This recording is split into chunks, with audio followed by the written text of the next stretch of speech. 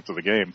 Okay, radio. This is North Knox Tonight, an in-depth look of what's going on in North Knox Warrior sports. Live from the Bicknell McDonald's, here's the voice of the Warriors, Tom Lee. Good evening, everyone. We are 24 hours away from one of the biggest games, if not the biggest game in recent North Knox history, as the Warriors will take on the number 4 team in 2A, the modern-day Wildcats at Warriors Stadium. Coming up at 7:30 tomorrow evening.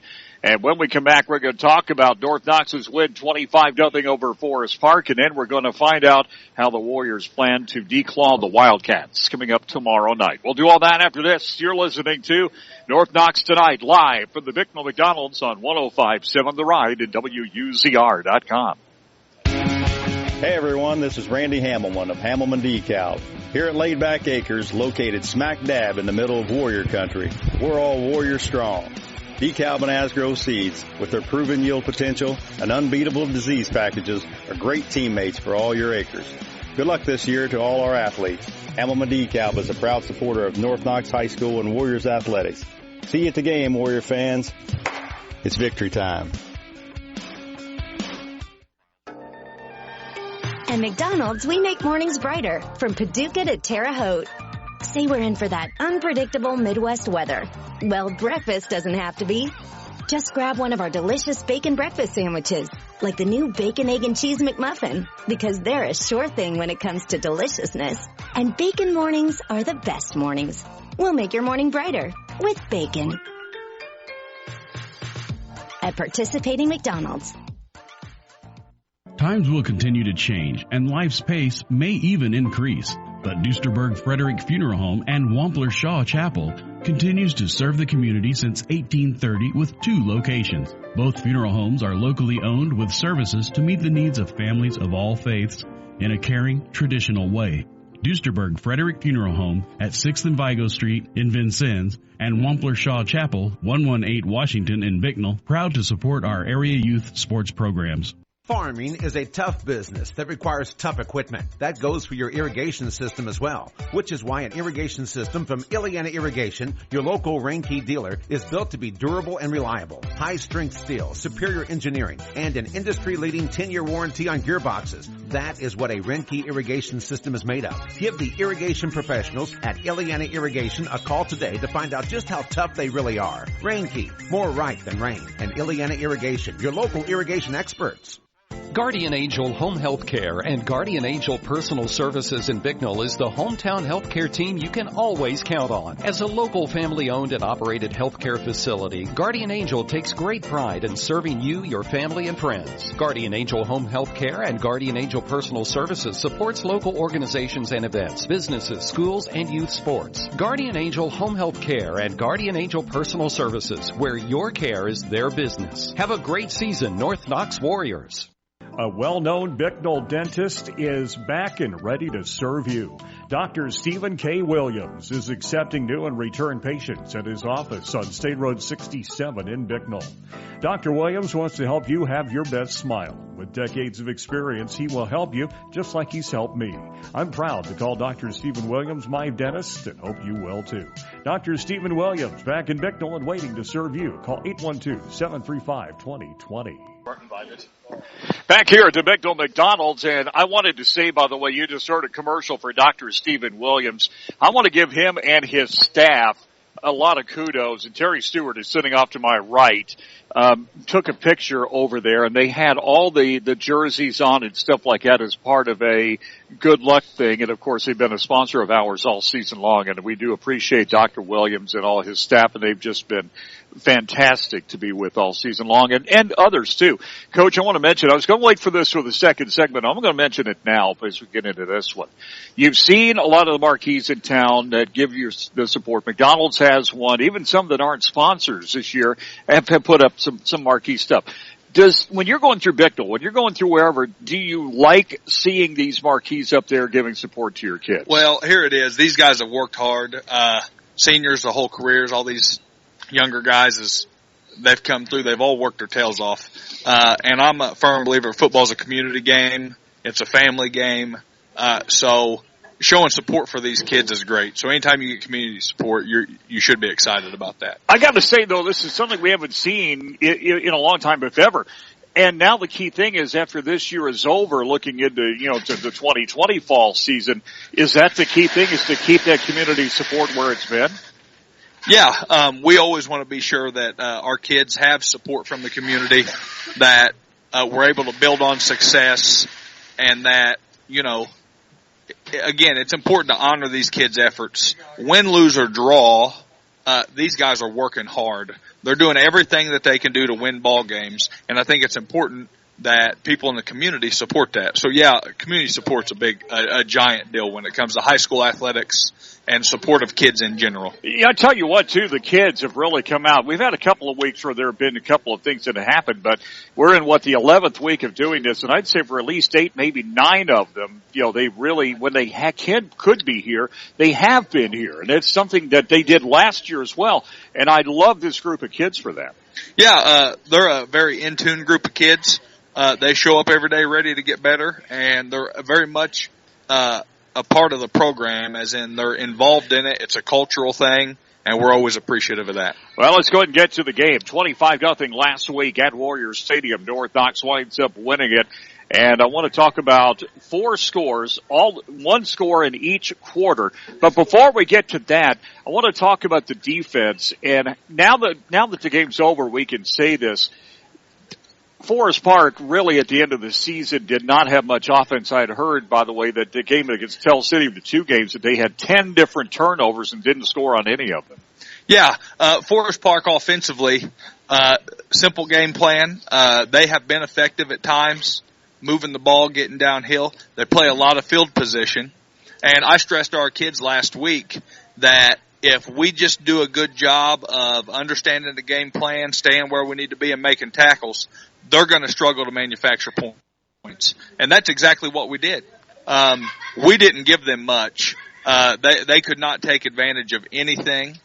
Even when we fumbled the ball, the one time we fumbled, I'm not even sure they got a first down out of it. We just stayed right on top of them.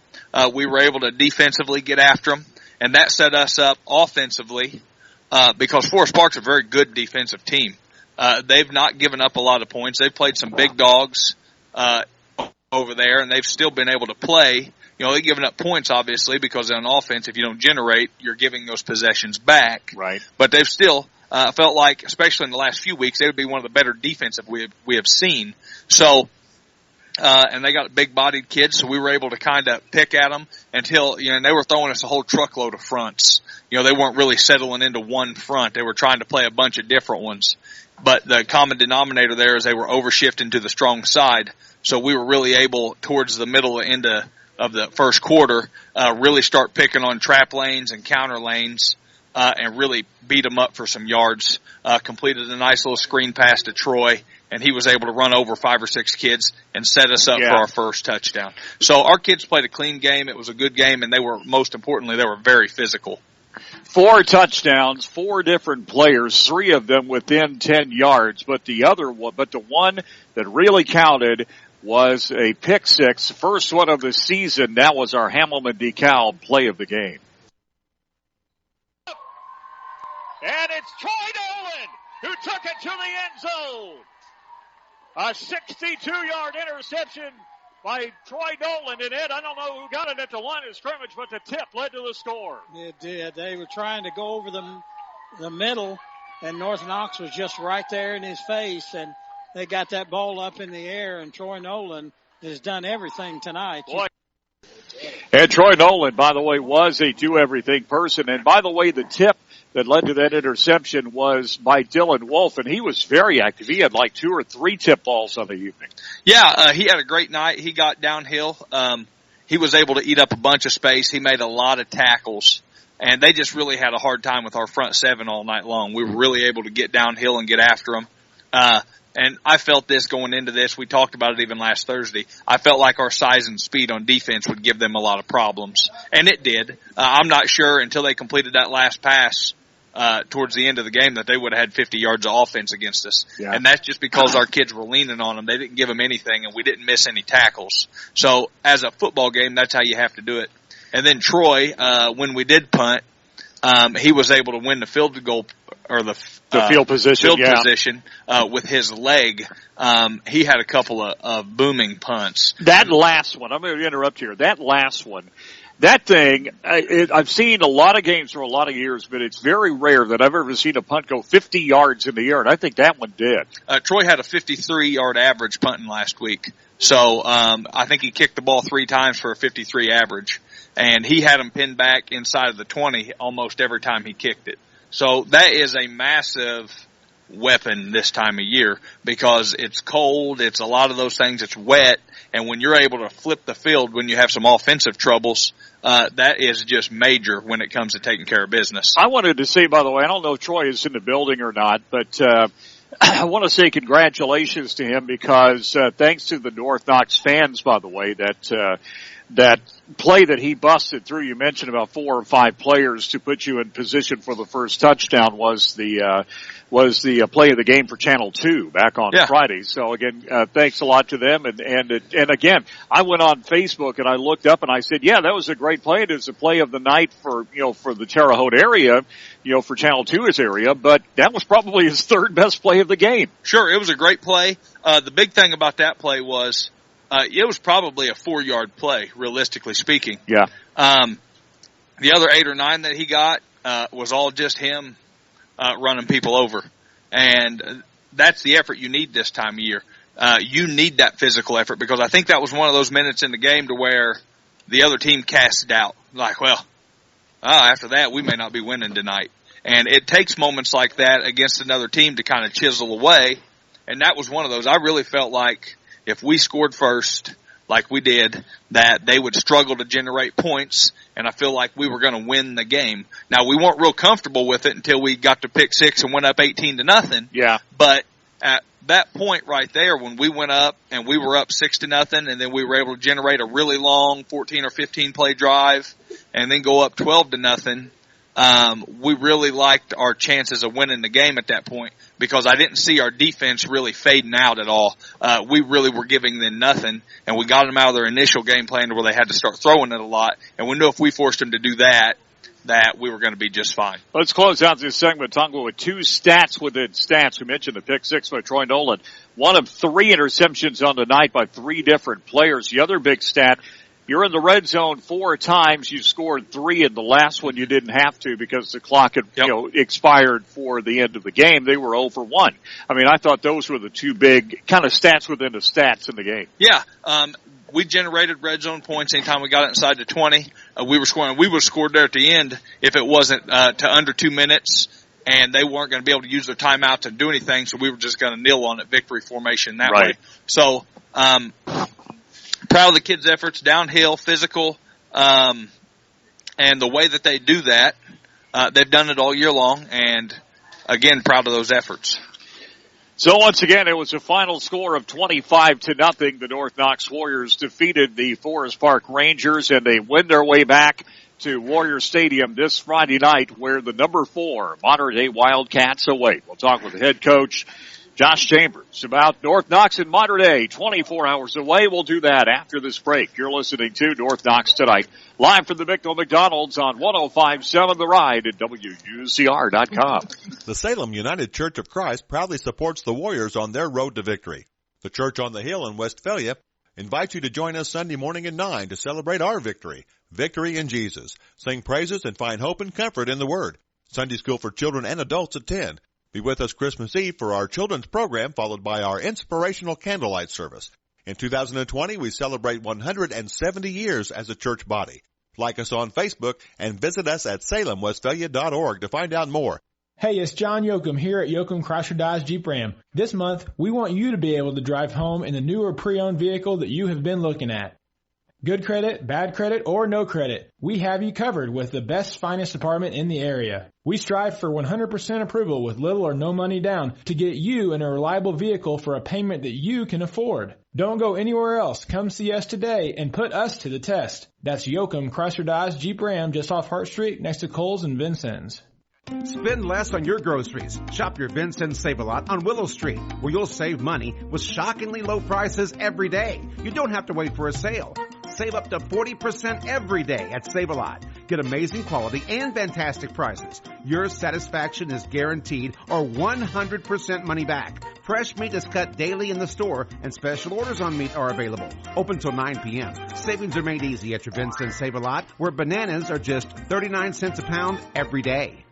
Have a shoulder or knee bothering you? Hurting when you exercise or participate in sports? Painful when you're on the job or working around the house? Many shoulder and knee problems are treated with simple rehab. But when surgery is necessary, Dr. Terry Fenwick provides the latest outpatient arthroscopic techniques to reduce pain and recovery time so you can return to your work and activities faster. Don't let shoulder or knee pain get you down any longer. See Dr. Fenwick, a leader in sports medicine. Get answers, get results, get Quest Orthopedics on Willow Street in Vincennes. Heart to Heart, a women's resource center, is offering free ultrasounds for volunteer models every Wednesday. If you are 6 to 18 weeks pregnant and would like a free ultrasound, call 812-886-9446. Heart to Heart, a women's resource center at 1404 North 4th Street in Vincennes, is now scheduling appointments for free ultrasounds. Call Heart to Heart, 812-886-9446. This spot sponsored by First Vincennes Savings Bank, member FDIC, and a proud supporter of Heart to Heart.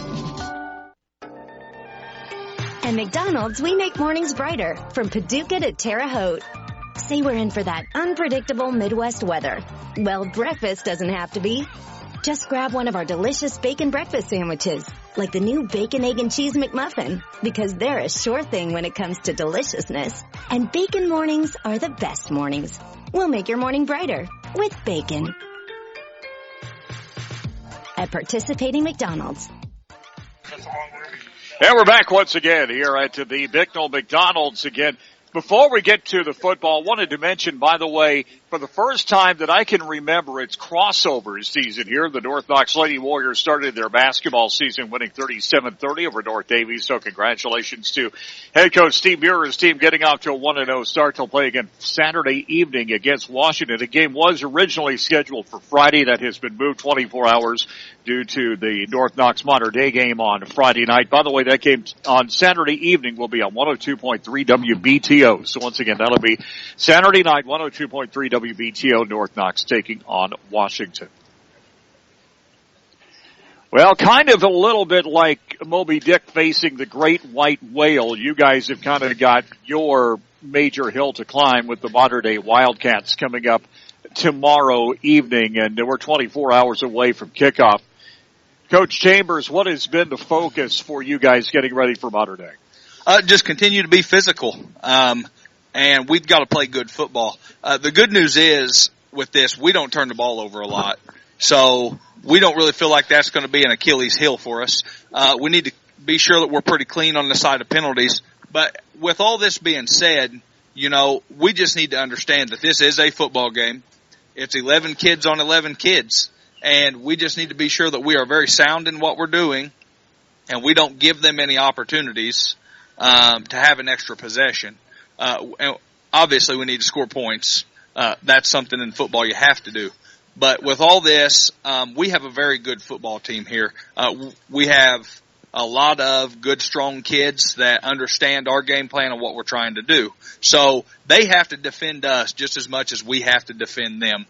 This isn't a one-sided story. You know, I've heard a lot this week how good Mater Dei is. Sure, they're good. They are. So are we. We have a very good football team. Our kids get downhill, and I always tell people this. If you got a team that gets off the ball and they're going to be physical, you're going to have a chance to win. And that's no different with this ball team. We're not playing 40 years of Mater Dei football. That's not what we're playing tomorrow night. I've heard that a lot this week. Oh, you're playing 40 years of No, you're not. You're playing this year's Mater Dei football team. They're driving up to North Knox. They're going to play at our place on our field, and they're going to have to play a good, clean, physical football game to beat us. We're going to have to play a good, clean, physical football team to beat them, or game to beat them. So for us, it's about making sure we take care of our attitude towards the game. We don't want to be so wound up, so tight that we can't perform. But we also don't want to be so nonchalant that we come out there and we're flat. We just need to come out, be the same amount of focus we are for every game, come out and play our style of football. Whenever they give us an opportunity, we need to take advantage of that. and really try to put pressure on them, because football inherently is a game of momentum and causing other teams to make mistakes. We need to be sure that we are doing that. We need to cause them to turn the ball over. We need to be sure that we are very physical and that we don't miss tackles.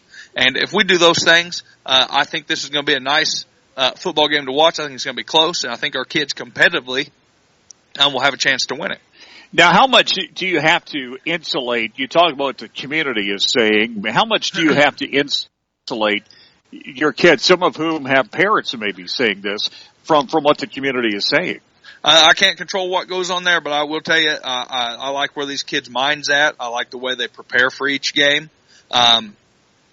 Most of these kids are 4-year starters. 3 and 4 year players. If they don't understand what it's about coming into tomorrow night, they may never understand it. So my job this week has been to get the game plan in, make sure they understand what it is, make sure we understand what the environment's going to be like, but also to make sure to understand that, hey, we're still just playing football. It's a football game.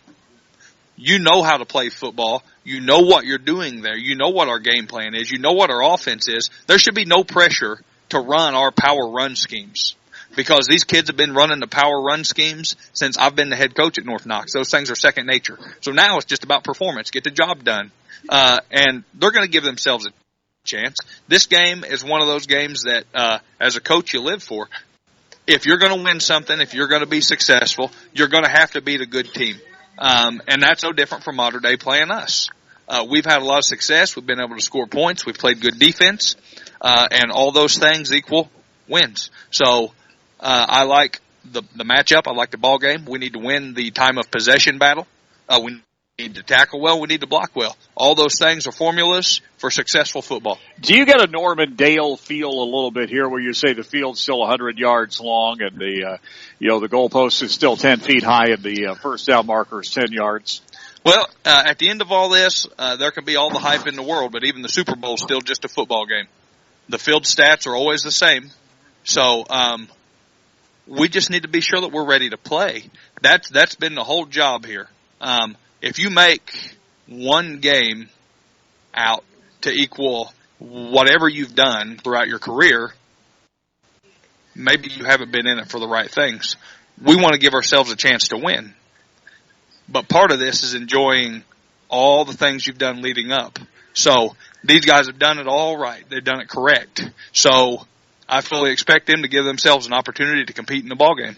Let's get down to tacks here. What does Modern Day do offensively? They're gonna run it. They run a lot of spread formations, but they spread you out and they run it pretty well. They're gonna throw it some too. They're gonna run it more than they throw it. They'll probably, if I had to guess, be a 70-30 team. 70% run, 30% throw. They do throw it. They have a nice short passing game. They'll take a couple shots. Running back, very good runner. And they're physical. Again, though, we'll have more size than them, as it's been all season long. We've had the more sizable lines, but their kids do a nice job. They block well, and I really equate what they do to being just a very good football team. They don't make a lot of mistakes, and they don't put themselves in bad positions. And that's what good football teams do. So we just got to be sure that we are ready for that. Let's talk about the quarterback position. You talk about leadership, and when you talk about a quarterback like Cole Hoppe over from Modern Day, you're talking about, I believe, a 2-year starter. Compare Cole Hoppe and what he does to, let's say, a Rhys Hamilton.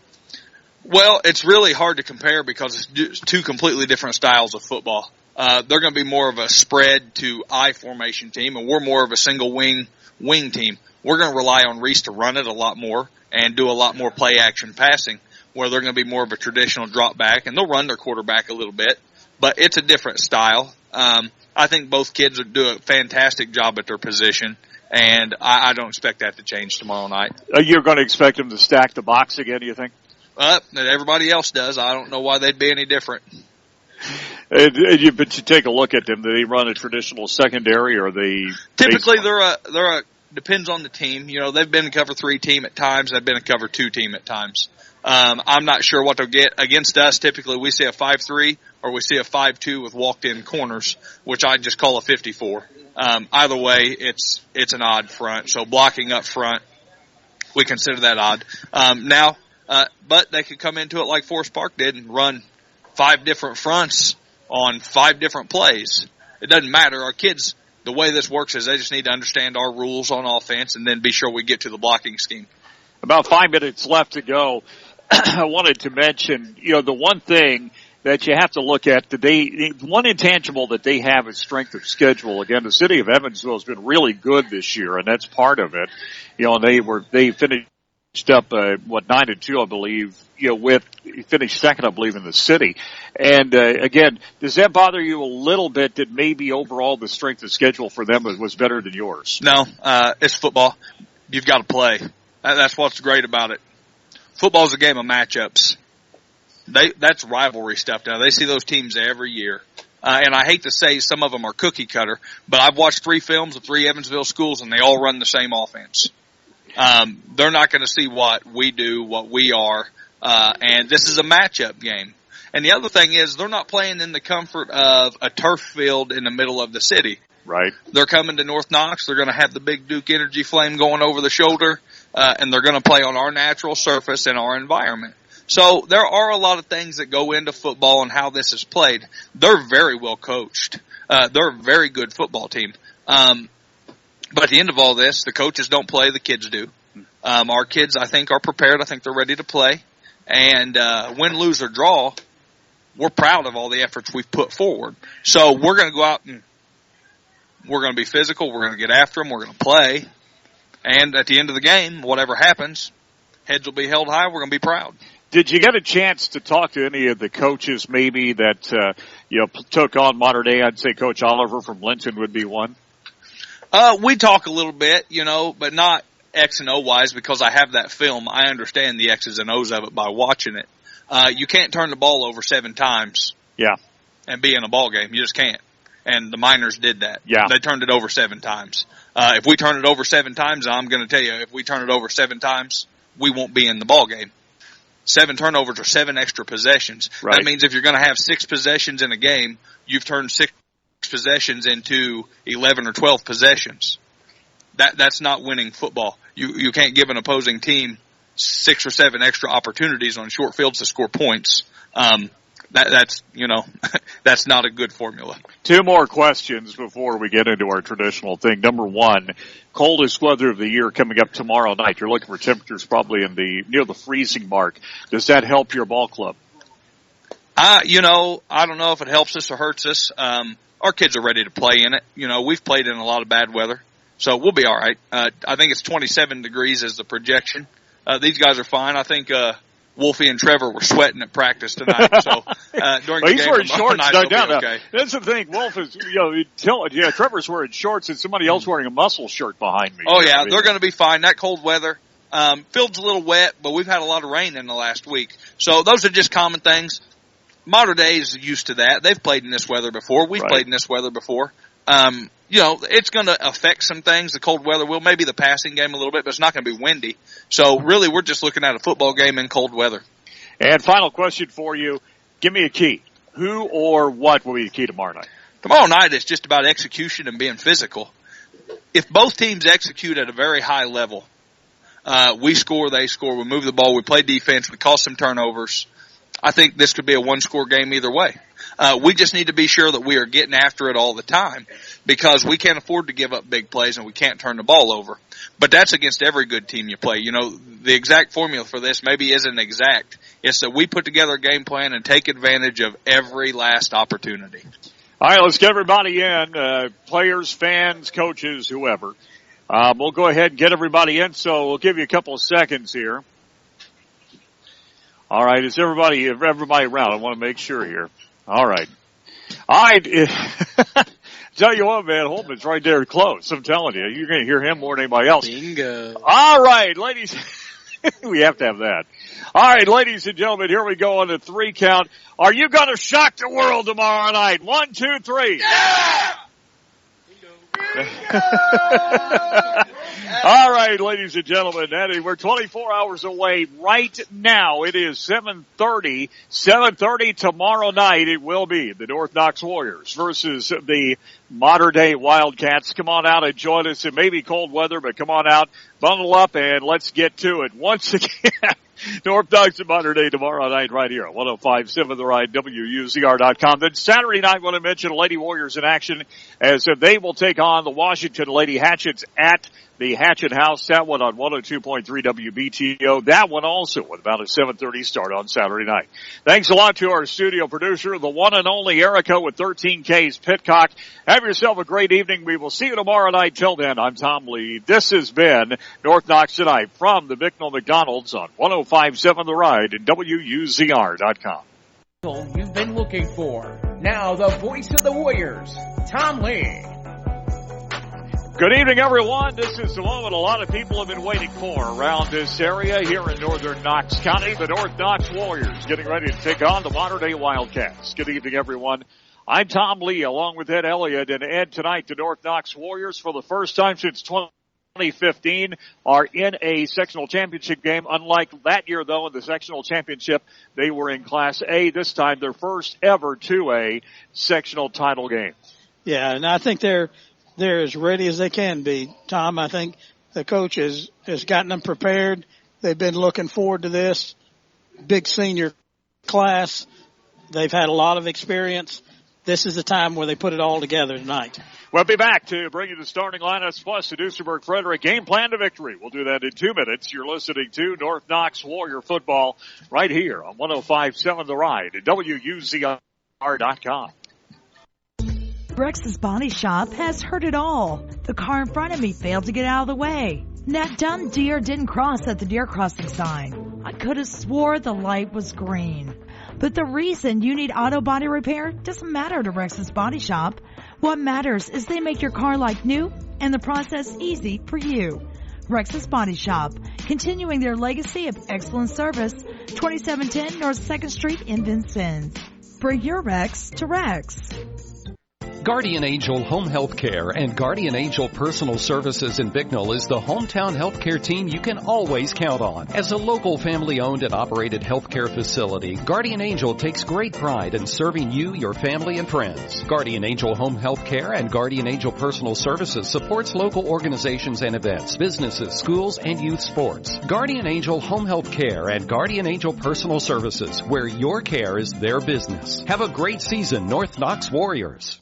Save up to 40% every day on your groceries. Amazing quality, fantastic prices, satisfaction guaranteed, or 100% money back. Fresh meat is cut in-store daily, and special orders on meat are available. Fresh boneless, skinless chicken breast is $1.69 a pound. Pork loin back ribs are $2.99 a pound. 3-pound bags of yellow onions are $1.49, and Tipton Grove orange juice is $1.99. 6-pack Pepsi products are 2 for $5. Savings are made easy at your Vincent Save-A-Lot, where bananas are 39 cents a pound every day. Post frame buildings continue to pop up all over the area. And at Graver Post Buildings, they've been putting up buildings for over 40 years. Garages, pole barns, storage buildings, workshops, apartments, even indoor basketball courts, and some of the most attractive commercial buildings in the state. Every job is specific and unique to your wants and your needs. Graver Post also has packages for contractors and do-it-yourselfers. So for your next building or roofing project, call for a free quote at Graver Post, 800-264-5013. Private school too, so. Back once again here at Warrior Stadium, and we are ready for the game tonight. The North Knox Warriors getting ready to take on the Mater Dei Wildcats. Now we swing it over to the man who is the expert on all things football and basketball for that matter as well. For the game plan to victory, here's Ed Elliott. Yes, and Tom has been at the tavern to say that, make that statement. But no, I think this is a time when you talk about a game plan tonight, Tom. I think North Knox is certainly coming into this ball game as the underdog, a big underdog against Mater Dei. I mean, Mater Dei has 16 seniors, 13 juniors, and they're an excellent team. North Knox will have to come out here and play the best ball game of the season. They will have to be errorless as far as turnovers are concerned. They cannot afford to have one turnover, and they're going to have excellent pass coverage, or this Mater Dei team will just take control of the game early. So I think pass coverage is going to be critical, errorless as far as turnovers are concerned. And as we've seen, we hope that the officials tonight, you can't tell how close it's going to be, how they're going to call certain things, so you don't want to get a lot of penalties if you're either team. And a good game plan is about preparation. Help your loved ones be prepared now with a pre-need funeral plan from Duesterberg Frederick Funeral Homes with locations in Vincennes and Bicknell. And let's take a look at the starting lineup tonight. Presented by Save-A-Lot. Again, you can start saving up to 30% on your grocery bill at Save-A-Lot, located at 15th and Willow in Vincennes. For the modern-day Wildcats, they'll go with Cole Hoppy. He is a 6', 175-pound senior at quarterback. One of his running backs has been real good all year long. John McGrew, 5'9", 185. And he is a senior. The other running back, Brady Boring, 5'8", 190, and a senior. His wide receivers will include Luke Kassenbrock. He is 5'10", 175, and a senior, as well as Jackson Bradley, 5'9", 165, and a junior. And also, we'll look at a couple of other receivers. In Ryan Taylor, he is 5'11", 170, and a junior. And Jake McDermott, 6'2", 160, and he is a junior, so he'll run out of a 4-wide setup. The interior line includes Dale Heil. He is 5'9", 195, and a junior. The guards include Nicholas Boots, 6'1", 200, and a sophomore. Jake Epley, 6'2", 250, and a sophomore. The other guard, the tackles include Kyle Davidson, 6'1", 210, and a senior. And Peyton Brantford, he is 6', 220, and he is a senior. For the modern-day Wildcats, again coming in with a record of 9-2 on the season, and head coached by one of the legends in high school football, Mike Goebel. For the North Knox Warriors, Rhys Hamilton at quarterback once again, 6', 170, and a junior. His running backs, Cole Richter, 5'7", 150, and a senior. He's run for over 1,100 yards on the season. Zach Boyles, 5'11", 170, and a junior will be at the fullback position. And the tight end, Troy Nolan, 6'1", 190, and a senior. The other tight end will be Matt Urbane at 6', 160, and a senior. And the wingback, wide receiver, Holtman Dode, 6', 145, and a sophomore. Front line has been big, and they've been moving people all year. Trey Keller at center, 6', 240, and a senior. And the guard position will be Jackson Stroud, 6', 215, and a senior. And the other guard position, Ben Burke, 5'11", 250, and a senior. The tackles include Ethan Haig, 6'2", 225, and a senior. And Big Trevor Carr, 6'3", 310, and a senior. Josh Chambers, the head coach of the North Knox Warriors. So, Ed, you take a look at this, and the one thing that really stands out to me, North Knox with a big advantage as far as size on the offensive line. I wouldn't say necessarily a big advantage. I think you look at the two teams. North Knox definitely has an advantage from a size perspective, both on offense, and I think they'll find it the same way on defense. And North Knox is going to have to put some pressure on Hoppy, the quarterback for Modern Day, in order to prevent him from being able to throw some of the long passes that he's accustomed to.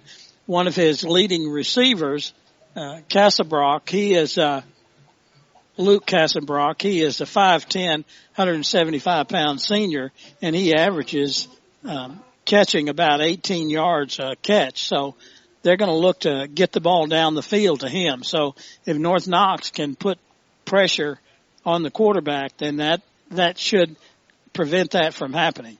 We'll be back to take a look at the lineups from across the sectional championship games. It'll be our Yoakum Chrysler Dodge scoreboard update. We'll do that in 2 minutes. You're listening to North Knox Warrior Football right here on 105.7 The Ride and WUZR.com. Rex's Body Shop has heard it all. The car in front of me failed to get out of the way. That dumb deer didn't cross at the deer crossing sign. I could have swore the light was green. But the reason you need auto body repair doesn't matter to Rex's Body Shop. What matters is they make your car like new and the process easy for you. Rex's Body Shop, continuing their legacy of excellent service, 2710 North 2nd Street in Vincennes. Bring your Rex to Rex. Times will continue to change, and life's pace may even increase. But Duesterberg Frederick Funeral Home and Wampler Shaw Chapel continues to serve the community since 1830 with 2 locations. Both funeral homes are locally owned with services to meet the needs of families of all faiths in a caring, traditional way.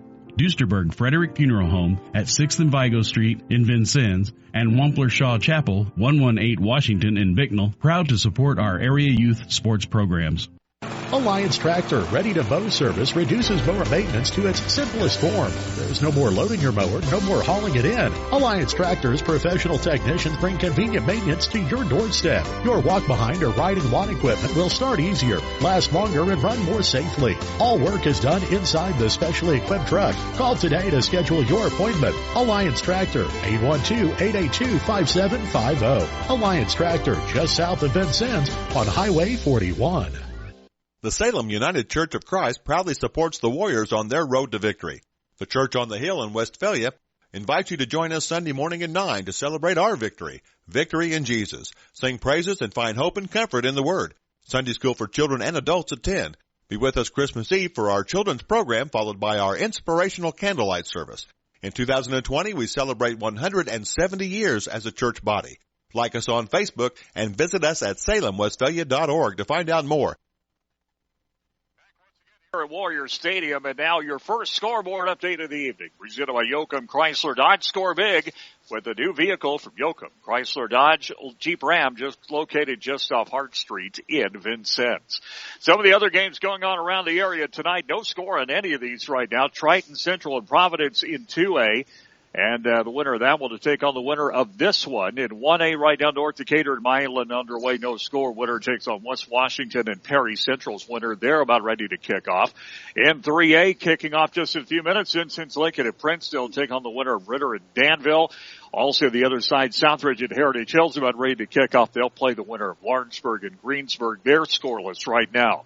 In 4A, Sectional 23, East Central at Mooresville, and then down at Evansville tonight, Memorial at Central. In 5A, Bloomington South at Castle about ready to kick off, and Jeffersonville and Floyd Central scoreless.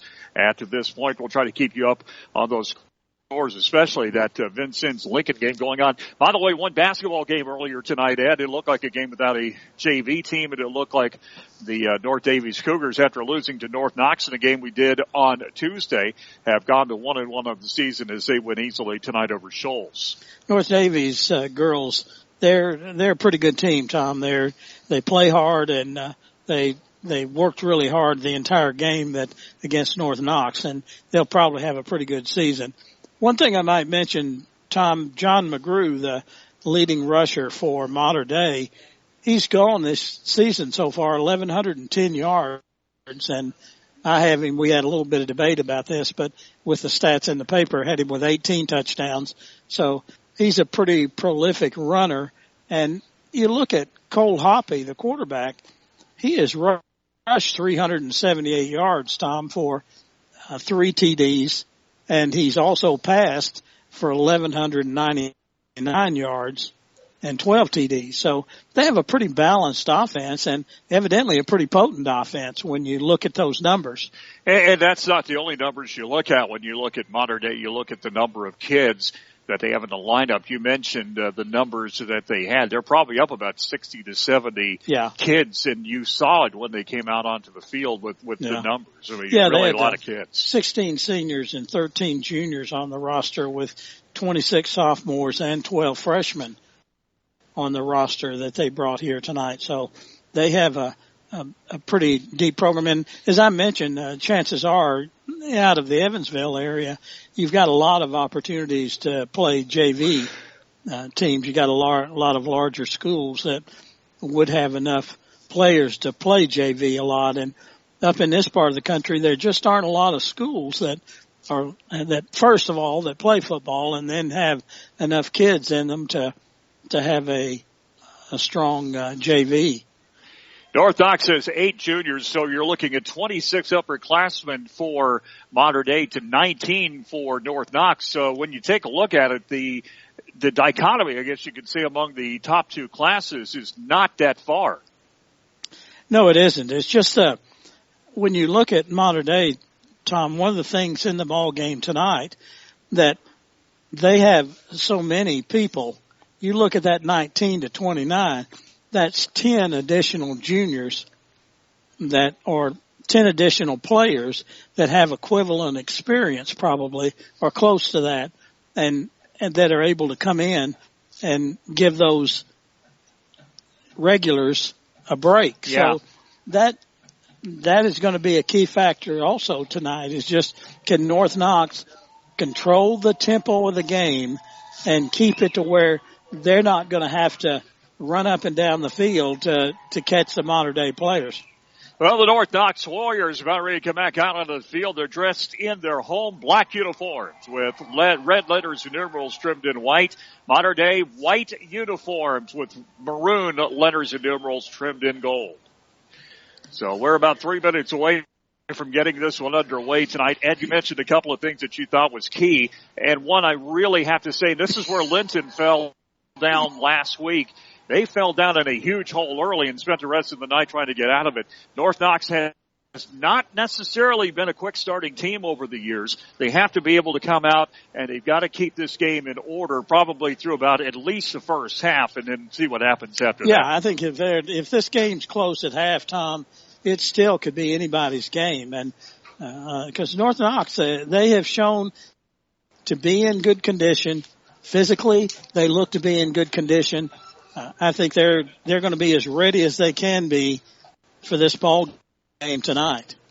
All right, now the two teams in the middle of the field. We're about set for the coin toss tonight to see who is going to go where. Ed, one thing about it, you take a look, not much wind at all. Maybe a breath here or there, but on a cold night, not a whole lot of worries about wind chill. Yeah, I think the factor with the cold, of course, we talked about the temperature a little bit earlier, and like right now, Tom, I think the temperature is going to be, let's see, if you check the temperature, let me see what let me check it shows us. It shows us right now, I think at 28 degrees, Tom. So it looks like that temperature is not going to affect the players, I don't think very much, particularly the running backs or the quarterback or the lineman. But I do think that as the game progresses, the receivers could have a little bit of an issue with a long pass trying to hang on to it in cold weather. It looks like Modern Day won the toss, Tom, and they elected to defer to the second half, and North Knox will receive to start the ball game. North Knox will be at our left on the east end of the field going to the west. You know, to be honest, if North Knox had won the toss, I think they probably would have taken the football anyway. They have. Yeah. I think, I don't think it really matters. I think this is a situation where Modern Day wants to get their defense out there and see how they handle this North Knox offense and line and running backs. So the North Knox Warriors will get the football first as we're just about set to get this one underway tonight. The North Knox Warriors getting ready to take on the Modern Day Wildcats. Modern Day rated number 4 in the state. They defeated Linton a week ago to get to this championship game. North Knox had won over South Spencer 2 weeks ago on the road, one here at Warrior Stadium last week against Forest Park. And Tom, it's time now for the Ivy Tech kickoff. And Ivy Tech, they have campuses in Terre Haute, Princeton, and Evansville, and they're currently into their fall session. But if you want to attend, go online to ivytech.edu for more information. And now with all the play-by-play of tonight's game, here's the voice of the Warriors, Tom Lee. Thank you, Ed Elliott. Good evening, everyone. For the first time since 2015, the North Knox Warriors will play in a sectional championship game. In 2015, they lost at Roy Williams Field to the Linton Miners. Tonight, they will take on the team that defeated Linton in the last round, the Modern Day Wildcats. So we're about set to get the kick underway here. And the kick will be from Jordan Atherton, a junior. Holtzman Dode's back for the Warriors. He must be a pretty good kicker. They're back at the 10. Yeah, they did get a sidewinder. It's going to go back in the end zone. That is his 19th touchback of the season. So Atherton kicks it. Sidewinder just kind of went all the way back, so the Warriors will start at the 20-yard line, 1st and 10. In some ways, that makes it easier for special teams. They don't have to block and a lot of that contact. So the Warriors will get it 1st and 10. They'll be going from left to right. Modern Day going from right to left. One thing that North Knox has to do that Linton did not, Ed, is hold on to the football because Modern Day has a tendency to want to strip it away. So we'll see if North Knox is going to be able to hold on to it, especially on a cold evening. Shotgun, Rhys Hamilton getting things started now, 1st and 10. Tight formation for the Warriors. Here's Rhys. Got to hand it up the middle, and Cole Richter got some yardage. He's going to go forward. He got about 6. Up to the 26-yard line. Good hole. Busted open that time by the Warriors. So a good sign on 1st down. Yeah, you can see Modern Day plays a pretty standard Tom 5-4. Looks like they have 2 deep backs for the pass, but they've got 4 linebackers that are up there pretty tight. Tight formation again for the Warriors on 2nd down at about 4. Here's Rhys. And up the middle again, and it's Richter. He's going to get the 1st down, past the 30 to the 32. So a nice run by Cole Richter. Had nothing fancy there, just 2 dives right up the middle and got about 12 yards. So a good start for the Warriors as they get 12 yards on their first 2 carries. It'll be 1st and 10. First down of the game. So Rhys Hamilton now 1st and 10 at the 32. Rhys hands it off to Oates. Holdman going to pick his way through. He's going to get to the 35. He's going to pull forward, get his progress stopped about the 37. So he got 5 on that one. So he got about 5 yards, Ed. And so for the first 3 plays, North Knox actually give him more than that. They're going to give him about 6, maybe 7. It'll be 2nd down.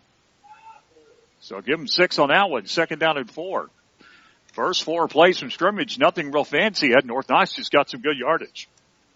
Well, I think they're utilizing the size again at the line, Tom. It's making a difference so far. They're pushing Modern Day back. High snap Richter. He's going to cross buck through 40-yard line down to the 43. First down. He needed about 4. He got 5. So the Warriors now, with their second first down, they moved the chains and they're up to the 42-yard line. If this is meant to give the interior line and running backs confidence, Ed, it's doing it right now. Well, it is, but you'll see Modern Day, I think gradually they'll bring those linebackers up tighter. Here is Rhys Hamilton. High snap outside to Colton. He can try to run it outside. Flag 45. It's going to come back. It's going to be at the 50-yard line to get tackled there. So that's you mentioned the area of hold. Near the holding marker. So we'll see what happens here. We'll see if that's what they get. North Knox has had some problems with penalties this year. To look like they may have another problem here. Yeah. That's got cut off about a 7-yard run on that one. Yeah. So we'll get the call right now.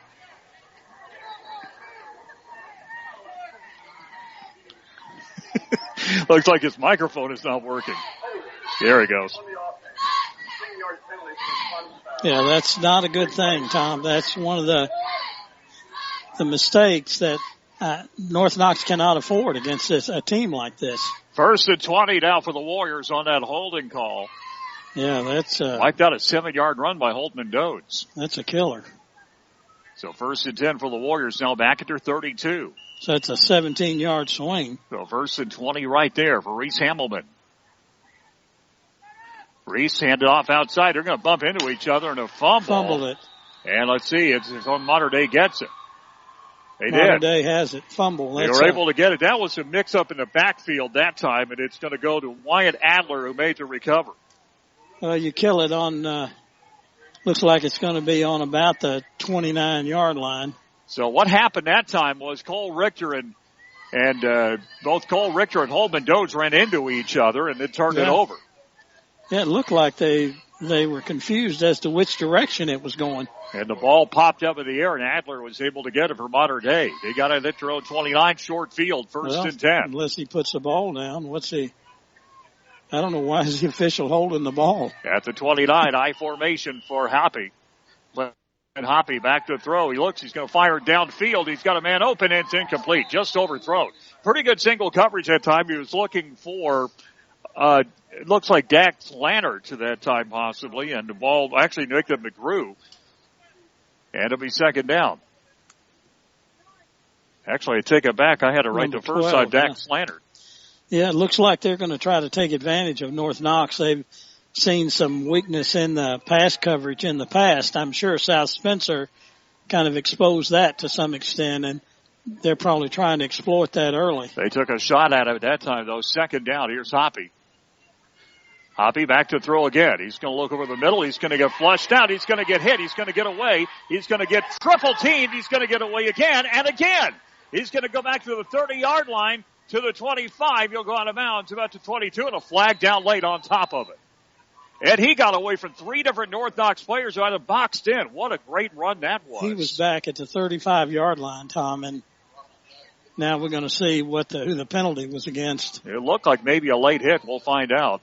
The flag came out of bounds. Than that. It came into the field quite a way, so it may be an illegal block. It was. Yeah. That's on Modern Day.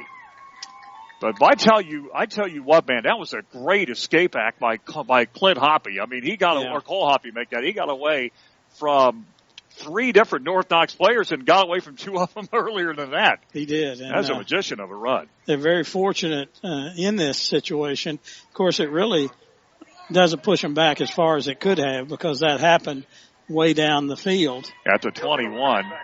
That's going to be a 15-yard mark-off, though, back to the 36 head. So kind of a never mind on that sack. I mean, that's pretty much went back anyway. Well, you can imagine if he would have been nailed back there. But the only thing that happened is they got the down again, second down. So second down for Hoppy now.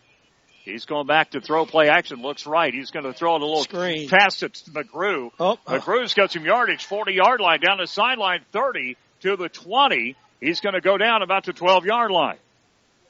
So a little screen pass right down. McGrew played it perfectly. Zach Boyles made the tackle down about the 11-yard line. So a nice play by Modern Day, a screen pass outside. It got him a first down on a second down and what about 27 yards? Yes, 27. So the ball's going to be first and 10 at the 12. So here's Hoppy, this time under center. Pitches it outside McGrew to the 10. He's going to get hit that time and go down about the 9. It's about a 3-yard gain, second down. So a 27-yard screen pass plus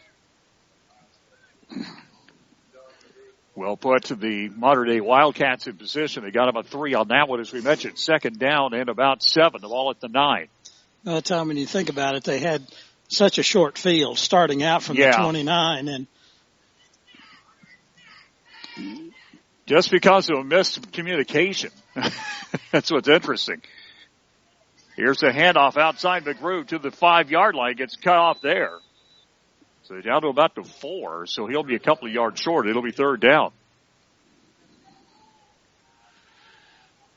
So third down, the ball set up about the 5-yard line. It will be about third down and 2. Got to get the ball to about the 3-yard line for the first down. So just inside the 5. So, Ed, I'm going to have fun with you here. About 1 3/4. I can't believe you even see that. Just inside the 5-yard line, Happy under center. Hoppy make that. Pitches it outside McGrew. He's going to go up the middle and go in. Touchdown. Untouched. So the touchdown that time. And so John McGrew able to find a hole and go into the end zone for the score. And the Modern Day Wildcats able to take advantage of the turnover and put the first points on the board. And Tom, that was a Quest turnover. And turn over your injury rehabilitation to Dr. Terry Fenwick at Quest Orthopedics. Get answers, get results, get Quest. So Modern Day takes the lead, 6-0, looking for the extra point. And it will be Jordan Alberton to kick it.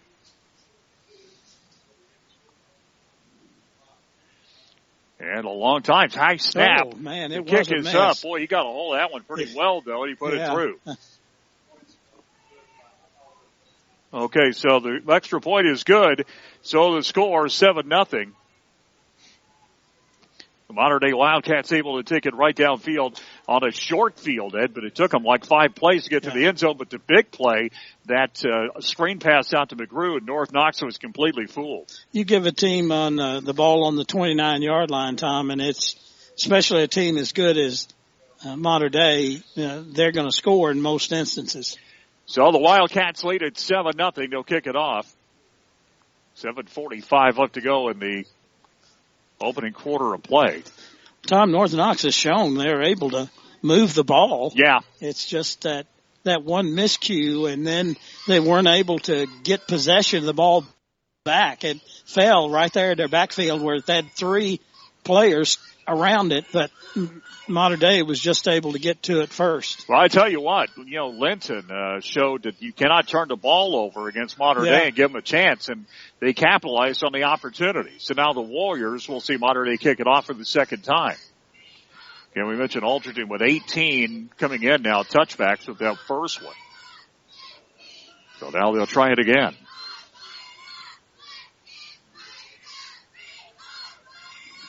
And to kick out this one right down the middle of the field will be returnable at the 5-yard line.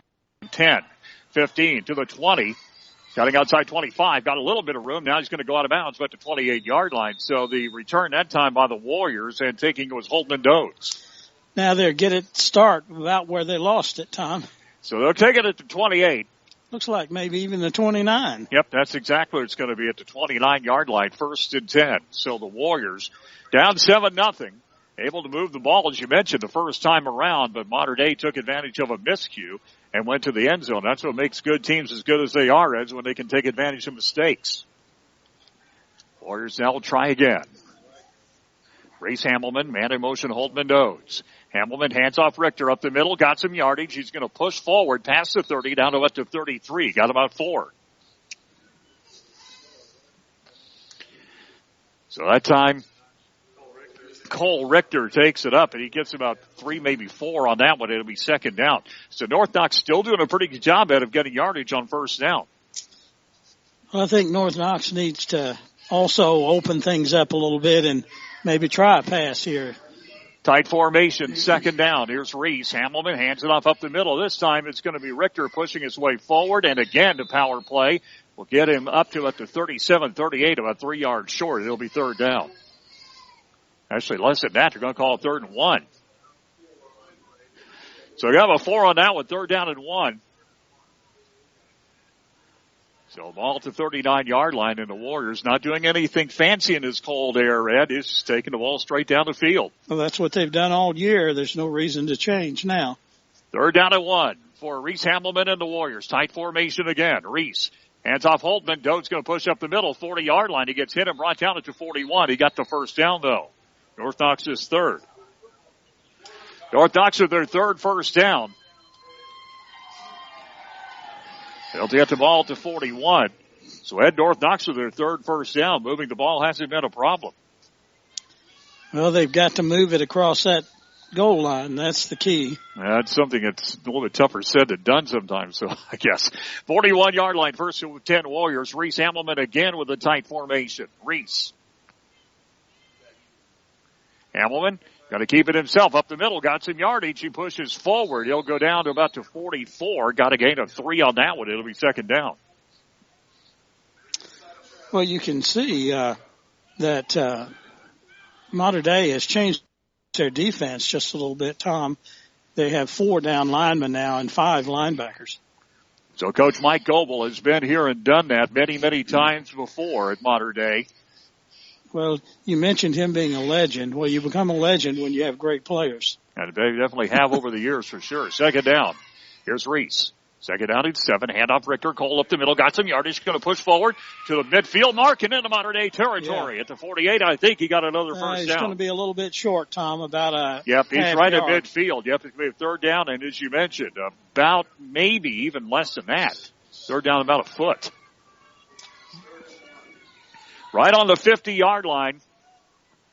And who carried that? I was looking at that the was blockers. Cole Richter. Okay, yeah, Richter got up to about the midfield stripe. Now he's got to get about another foot for the first down. Here's Warriors on 3rd down. Handoff Dodes. Holtman up the middle, first down. He's going to go forward to about the 48. So he did get the first down, about 2 yards on that one, and that's the 4th Warrior first down. Ball at the 47 is where they're going to put it down. So the Warriors moving toward Mater Dei's goal now, the first time in Mater Dei territory. Down 7-0, 4:40 left to go the opening period. Well, they've got to make sure now they execute their plays like they have been doing and not have a mistake. Yep, and one mistake cost them a short field and a touchdown for the Wildcats. Here's Rhys. Hamilton hands off Richter. Cole pushes up, got forward, stumbles into about a 2-yard gain up to the 45. So his run starting to get a little bit tougher. That time, Eddie tried to push his way forward. May have tripped over a player. Could have about maybe 2 more yards if that hadn't happened.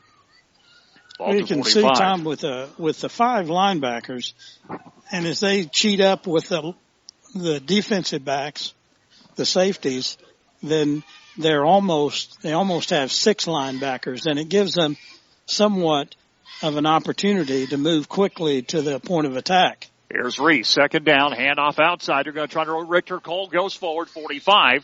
He'll go down about to 43, so a gain of about 2 more. That's the speed you see from that linebacker. Tom catches him from behind. That's give him a gain of 1 actually now. Third down at 7. So they're trying to run Cole Richter on that sweep that time, Ed, and you mentioned that linebacker crew. We'll see what North Knox does. Yeah, they have just top athletes at every position. So third down for the Warriors. The ball setting up about the 44-yard line, make that 44. Here's Rhys. Hands up the middle. Richter. Cole going to break forward. He got about 2 more, but he'll go down. He'll be fourth down about 5. So he's trying to mow his way through that line, Ed, and he got about 1, maybe 2. Tom, they're going to force North Knox to throw it to some extent. And I think this time they're probably going to punt it, They're going to kick, it looks like. And so Troy Nolan going to go in. It looks like going to kick one man back for Mater Dei.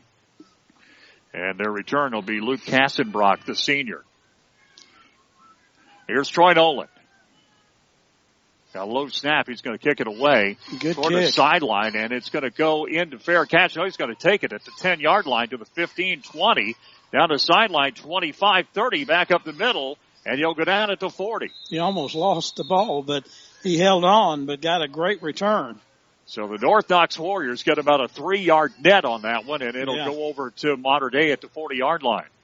As it turned out, they could have tried for fourth down, couldn't they? You would think possibly, but a good kick by Nolan. Of course, you didn't expect him to return at 30 yards. Well, that's what happened. Kassenbrock, you just look at him, and he looks like he's really good in the open field. At the 40-yard line, 1st and 10 for the Wildcats. They lead 7-0. And Clint Hoppy, McGrew beside him. Man in motion coming across to the right. And back to throw Hoppy. A quick pass to that man. It's going to be at the 40-yard line to the 45 and down to the 48. So about an 8-yard gain. That man in motion was Preston Turner, the junior. He's able to take the yardage.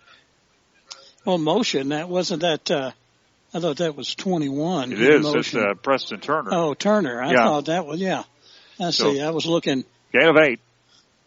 It was a good play. They run those flat passes, and they've got the splits do a good job of blocking that. 4 wide receivers out again. This time an arrowhead set up with McGrew beside Hoppy. 2nd down and 2. Man in motion coming across again. Be Kassenbrock. Here's Hoppy going to try to run with it. He's going to try to get outside. He will. He's got the first down at the 50 and out of bounds at the 46-yard line. So it got about 5 yards. Yep, got about 5 on a first down. Second first down for about 7, I guess. So 7 yards, second first down for the Wildcats. Clock will stop with 1:34 left to go in the first quarter. 7-0, Mater Dei leading it. They got the ball up about the 46-yard line. So the ball at the 46. 1st and 10 for Mater Dei, leading at 7-0.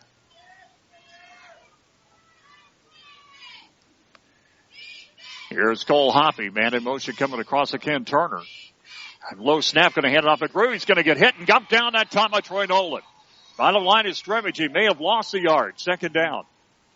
Good play by Bo Nolan. Lost the yard on that one. 2nd and 11. So the sophomore Bo Nolan comes up and makes a really nice short tackle. Yeah, it's a good play. North Knox got good penetration with the defensive line, and Nolan was right there. 2nd down and 11. Ball to 47 of Mater Dei. 3 wide receivers this time out right, 1 to the left. Here's Hoppy back to throw. He looks. He's going to throw it downfield. That ball is caught at the first down marker, and they're going to get to the 30-yard line down to the 29. Nice short pass that time and a good run. They were able to hit Landon Foles that time for the first down. That's the third for the Wildcats. Yeah, 19-yard pass. Nice play. So the ball down at the 29-yard line, 1st and 10 now for the Wildcats. 1 of 1 in the red zone tonight. They're not quite there yet. They do a nice job of mixing their plays up. Here is Hoppy. Cole Hoppy coming with the run. Coming across Cassenbrock. Here's Hoppy. He's going to hand it off to McGrew up the middle. He gets hit that time and brought down after about a yard or two gain, down to about the 19 or 18. Second time in the red zone now for the modern-day Wildcats.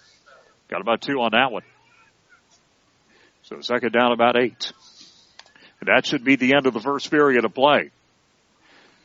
1 quarter in the books, 7-0. Modern Day leads it. They're back in the North Knox red zone. We'll see what happens with the second quarter of play in 1 minute. You're listening to North Knox Warrior Football right here on 105.7 The Ride at WUZR.com. Alliance Tractor ready-to-mow service reduces mower maintenance to its simplest form. There's no more loading your mower, no more hauling it in. Alliance Tractor's professional technicians bring convenient maintenance to your doorstep. Your walk-behind or ride-and-walk equipment will start easier, last longer, and run more safely. All work is done inside the specially equipped truck. Call today to schedule your appointment. Alliance Tractor, 812-882-5750. Alliance Tractor, just south of Vincennes on Highway 41. You still have time to apply and enroll at Ivy Tech Community College. Classes start January 13th, and there are scholarships available to help you pay for school. Ivy Tech can help you earn your degree and start an in-demand career in 2 years or less. You can also save thousands toward a bachelor's degree by transferring your credits. Apply online at ivytech.edu/apply now, or stop by Ivy Tech Terre Haute at 8000 South Education Drive. Now we got a scoreboard update presented by Yoakum Chrysler Dodge, located just off Hart Street in Vincennes. Princeton leading Lincoln 3-0 right now. And also Heritage Hills leading Southridge 7-0. So a couple of scores of teams in this area. Right now it's 7-0. Modern Day leads it. They are back at the 25-yard line, so we'll have it there on a second down about 3. McGrew again beside Hoppy. He's going to keep it himself that time. He's going to get through. He's got some yardage, 20-yard line, gets outside 15 to the 10, and out of bounds about the 5-yard line. So we're going to get down to about the 4-yard line for first and goal right there. So far, he's a leading rusher for the ball game, Tom. So that time a nice run out of Cole Hoppy. Yeah, he's and they did some nice blocking at the point of attack, too. He ran just off tackle on the left, and there wasn't anybody there, a linebacker, to stop him. So Cole Hoppy first and goal down at the 4-yard line. And Hoppy under center this time at the 4. He's going to hand it off to McGrew. That time he changes direction. He'll get stopped about the 1. Second down from there. Little misdirection play that time, man. He just hit that line, and North Knox stopped him. Second down and 1. Second down and goal from the 1.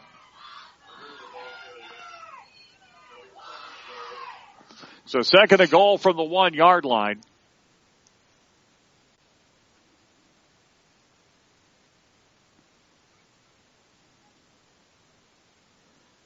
So Modern Day will come to the line of scrimmage. Hoppy under center this time. Second down and goal from the 1. I formation. He's going to hand it off to McGrew up the middle. He's going to go into the end zone for the touchdown. So McGrew with a 1-yard touchdown run at his second touchdown of the game.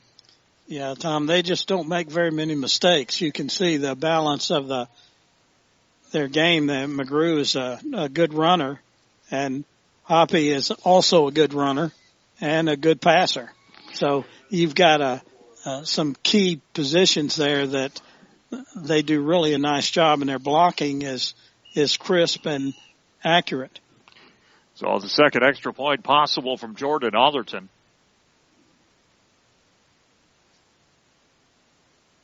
Snap back is a good one. The kick is up, and it looks like it is good, and it is. So the extra point good by McGrew. That makes it a 14-0 lead for the modern-day Wildcats. We're going to take a quick break. We're back in 30 seconds. This is North Knox Warrior football on 105.7 The Ride, WUZR. Bicknell, Vincennes, and WUZR.com. Life moves fast. Keep up with high-speed internet from New Wave. For a limited time, get up to 100 megs for $45 a month for 3 months. Get free installation and add unlimited data. Call New Wave at 855-740-8966. Start enjoying reliable streaming and faster downloads for just $45 a month for 3 months. Call 855-740-8966 or visit newwavecom.com for details. Offer ends December 31st, 2019. Equipment, taxes, and fees not included. Restrictions apply. This game presented by Rex's Body Shop, continuing their legacy of excellent service. 2710 North 2nd in Vincennes. And my New Wave Communications. For a limited time, get high-speed internet for $45 a month for 3 months and free installation. This game also presented by Alliance Tractor. Call now to schedule your annual service on your lawn tractors and utility vehicles. That's Alliance Tractor just south of Vincennes on Highway 41. 14-0 Modern Day leads it. And had they only had the ball twice, they've scored both times they had it, once on a short field. Yeah, once from the turnover, one time legitimate. That kick down the middle of the field, that's returnable as well, about the 10-yard line to the 15 now, to the 20, up the middle 25. Outside it goes. He'll get hit and brought down about the same place, about the 27. Looks like about the 23, I think, is the way they Okay, have so it it's a 23. That's Holtman Dodds again. And they were right about that. He did not get to the 25. He's at the 23. So the first time it was a touchback. Second 2 times they made Dodds return it. He's able to get it back up to the 28 the first time and the 23 that time. Well, they've put North Knox as a long field to move the ball, and Mater Dei has been on somewhat of a shorter field both times they've had the ball. So here is Rhys Hamilton. Hamilton going to hand off on the inside handoff, and he'll go right up the middle and get about a yard or two, up to about the 25. So Holtman Dodds got the inside handoff and got about a yard, second down at 9. Well, that's what I say. They're pulling it in tighter and tighter, Tom, and as good a team as they are, they're not going to miss tackles when they've got that many players up there at the line of scrimmage. Second down at 9 now for the North Knox Warriors is Rhys Hamilton, this time in the shotgun, and this time it will be a pistol formation with Richter behind him, and they're going to spread out a little bit with Holtman Dodds out right. Actually to his left. Here's Hamilton. Rhys going to roll off on the play action. He's going to get hit that time, throw it downfield, and it's caught, but hit immediately and brought down. Let's see if they call it incomplete. They got it to Zach Boyles. Yeah, Boyles fell down on the ball, I think. So maybe the wind knocked out of him. No gain, really, on the pass. So he may have actually, we'll find out. They put it right down. Yep, no gain at the 24. Yeah. So looks like Blake Long going to come in. But they're going to look at Zach Boyles right now, and he's still on his stomach. And like you said, it looked like he's just got shaken up. Well, it was an awkward pass. Hamilton was under a heck of a lot of duress, Tom. He had to try to get rid of the ball, and it was at an awkward angle. And then Boyles kind of came down awkwardly, and I don't know, they're looking at his left leg. Yeah, they're looking at an ankle possibly, yeah. So they're looking over Zach Boyles right now. I'll tell you what, while they're doing this injury update, we'll take a quick timeout. We're back after this 30-second break, 14-0. Modern Day leads at 10:06 left to go in the half. You're listening to North Knox Warrior football right here on 105.7 The Ride and WUZR.com. John Yoakum here at Yoakum Chrysler Dodge Jeep Ram Fiat, and we have the Black Friday sales event started off right with employee pricing for all. You've heard right. Everyone can buy the most popular 2019 Chrysler Dodge Jeep Ram models for employee pricing, plus you still receive all the rebates on top. We have not had deals like this for 10 years, so the savings are so big I can't even list them all. Do your Christmas shopping this season in a new vehicle from us here at Yoakum Chrysler Dodge Jeep Ram Fiat, off Hart Street next to Kohl's and Vincennes. Back once again as we continue at North Knox High School Warriors Stadium. 10:06 left to go in the first half, and they're bringing off Zach Boyles with some help, Ed, and on a cold night, falling on the ball like that, it's not the most pleasant experience. No, and I think it looks like it's, as you pointed out, it may be an ankle. He was able to put some pressure on it, but not a lot. Yeah, he got the ball and he got hit immediately. I mean, like I said, he paid the price for it. He made the catch. Well, you've got down. You got a situation where North Knox now is 3rd down and 9. I mean, they're in a tough passing situation again, and likely Mater Dei is going to send the house. Split wideouts now. Here is Rhys Hamilton. Going to go back to the throw. He's going to fake blitzes, fires it downfield, and it's going to be incomplete and almost picked. Oh, he got it. Did he pick it? Did he get the ball? No, he did not. I don't know. It looked like it was Troy Noland who was down there, and Ed, he had the ball, and then I thought he had it again. But they said he didn't have control. Yeah, I guess not. That was it looked like it was an excellent, well-thrown pass. He juggled the ball. It was about to Mater Dei 45-yard line, and he'll go back to punt it himself now. But, well, I tell you what, if he hadn't juggled that ball, he had a completion. Yes, it would have been a heck of a play. Boy, wouldn't it, though? A big first down for North Knox. So Nolan will kick it away from out his own 13-yard line. He'll get a hold of that one. Not the greatest kick in the world. It's going to roll back to the 40-yard line. He'll go down there. So at the 39, the Warriors will give Mater Dei a slightly longer field at the 39-yard line. So a nice kick that time from the 23. Well, it's like, Mater Dei has been able to complete some passes, and their quarterback has really been the major difference in the ball game so far. Yep. 38-yard punt, by the way, no return. So 38-yard net on that one. Better than the 3-yard net last time because of the return. Yes. Well, he didn't kick it straight to him. He kind of kicked it off to the side, and he had to run toward it and couldn't get it. It actually took a bad angle bounce, too. Yeah. Hoppy with it now. Your man in motion coming across, and it's going to be a low snap. Looks to fire an outside, does. It's going to be caught. Oh, and a hit that time right at the line of scrimmage. He threw that ball a long way, but a great hit that time by Holtman Dodds. Well, Holtman Dodds got there in a hurry. A 1-yard gain, 2nd down. And I think that was going out to Kassenbrock again. Boy, he paid the price for it. Nice hit by Holtman Dodds. He did. And the pass was a little bit slow. It was a little bit high as well. And just wasn't. Got a low snap, too. Yeah, I think that's what messed the timing up. 2nd down and 9. Here's Cole Happy again this time. Hoppy coming across now. Turner, he's going to look inside McGrew. He's going to get hit. That time he slips down. He gets outside. He gets trapped. He's going to go the other way. And he's back at the line of scrimmage. Now he's got some yardage. 50-yard line down the sideline to the 40. And he'll go down in North Knox territory at the 31. So the 4th first down for the Wildcats. And that time, again, that was the 2nd time that North Knox had Mater Dei trapped, and they were able to get out of it. Yeah, 29 yards. And a timeout taken by the Warriors.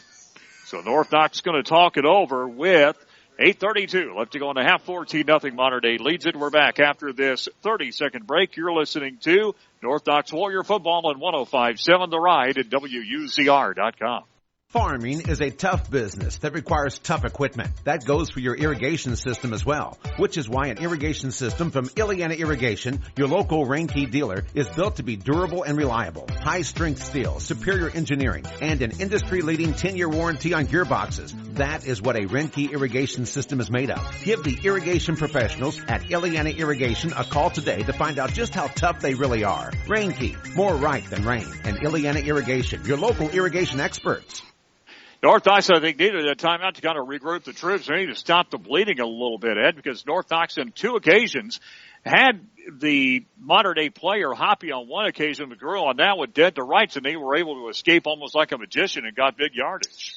Well, they were able to collapse the defensive end on the right, Tom, and when he came back, there wasn't anybody there to stop him from turning the edge, and that's what gave him the excellent run. So 31-yard line now to have 2 wide receivers out left and right for Cole Hoppy. 14-0 lead here in the mid part of the 2nd quarter for Mater Dei. Man of motion coming across.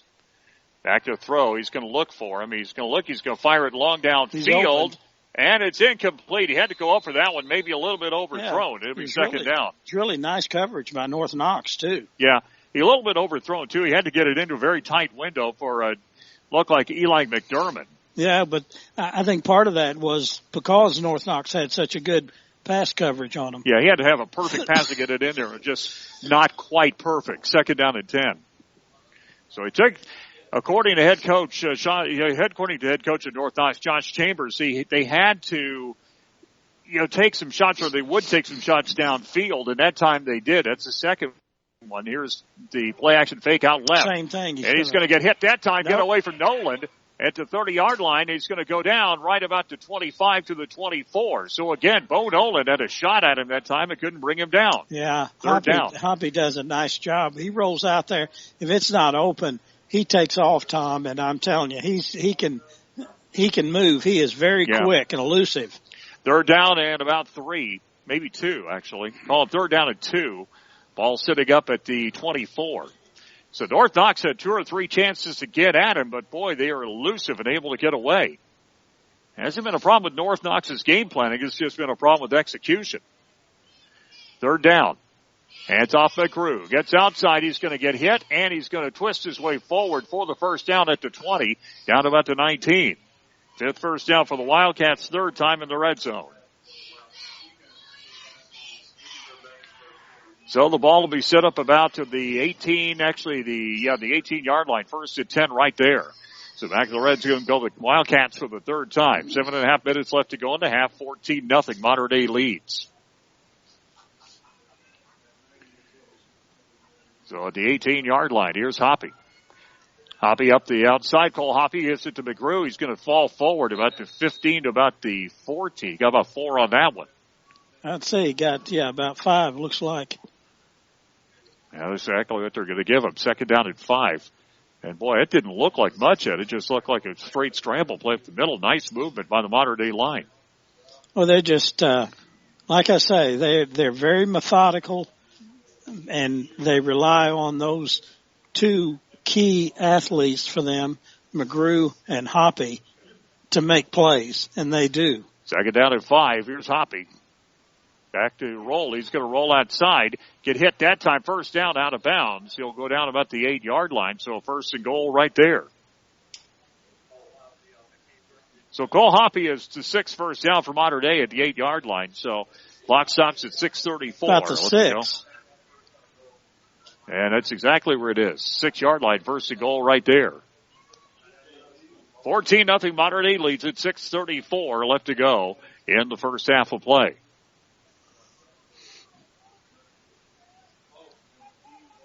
So here comes Cole Hoppy to the line of scrimmage. I formation at the 6. Going to hand it off to Crew. Gets outside. He's going to go toward the end zone. He's a little bit short. Oh, he got in. Yeah, he was in. They're going to give it to him. 6-yard touchdown. 3rd touchdown of the game by Cole McGrew. This one is 6-yard. Touchdown run. So Mater Dei extends their lead out. 6:26 left to go in the second quarter of play. They lead it now 20-0 pending the extra point. They do a very nice job, Tom, of blocking the end and just changing that game. And they don't make mistakes. You can see that. So here is Jordan Atherton going for the extra point.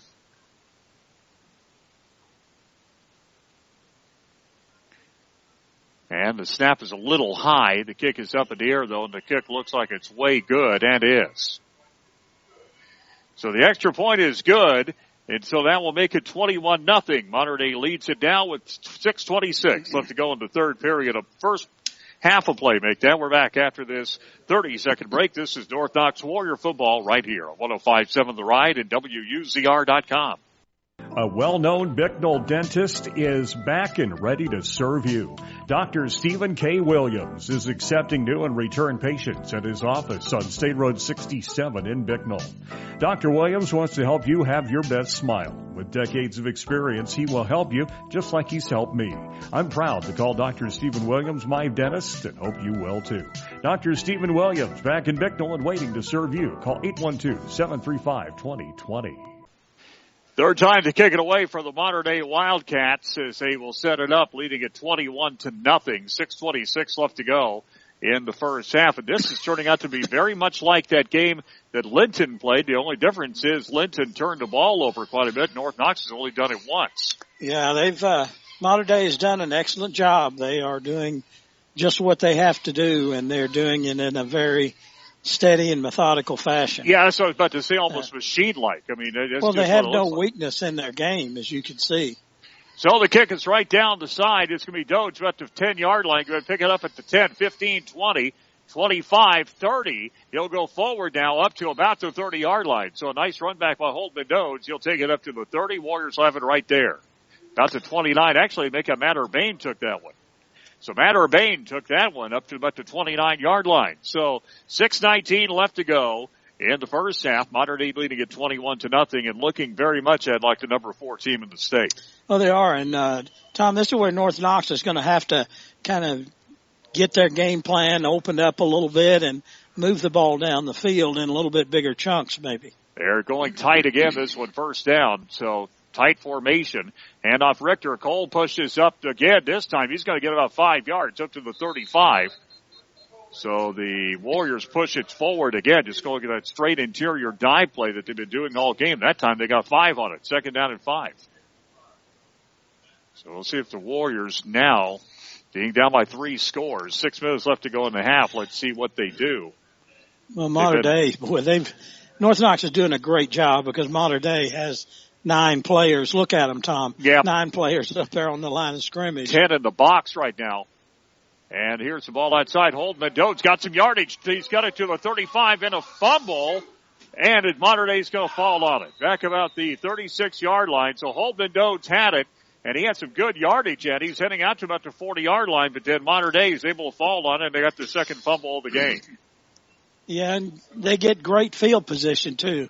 So Jake Merkley gets that one, the senior, from the secondary spot, and the ball will be down at the North Knox 36. Boy, that just... And especially when you notice the fact that he had some really good yardage. He just couldn't hold on to it. Looked like he had the first down pretty easily, and then lost the ball and tried to get back to it, but Mater Dei had 3 players around it.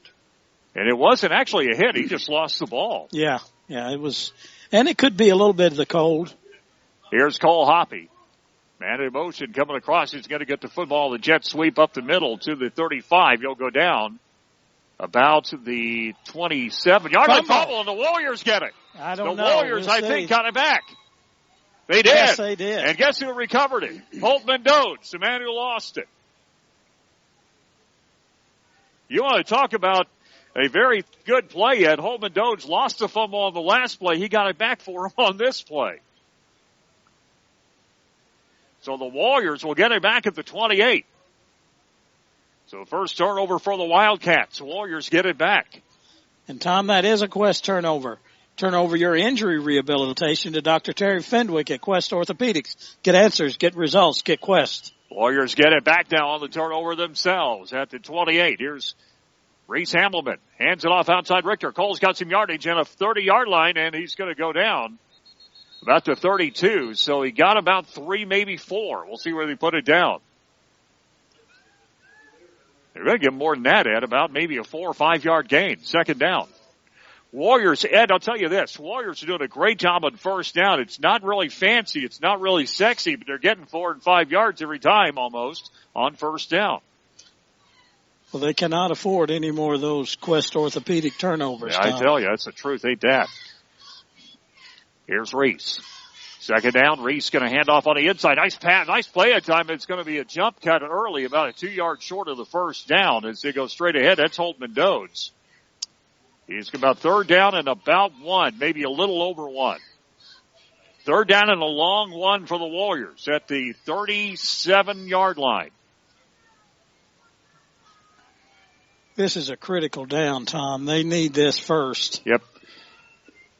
And I'm going to use one of your favorite things. 3rd down and 1.5. I'm looking through my things. It's exactly what it is. 1.5, 3rd down.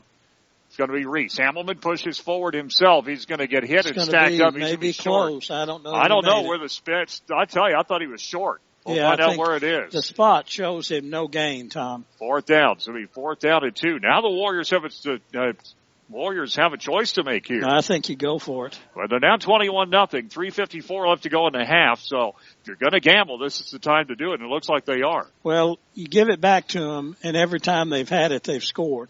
So with the I think exception of the fumble, yeah. Yeah, I think, yes.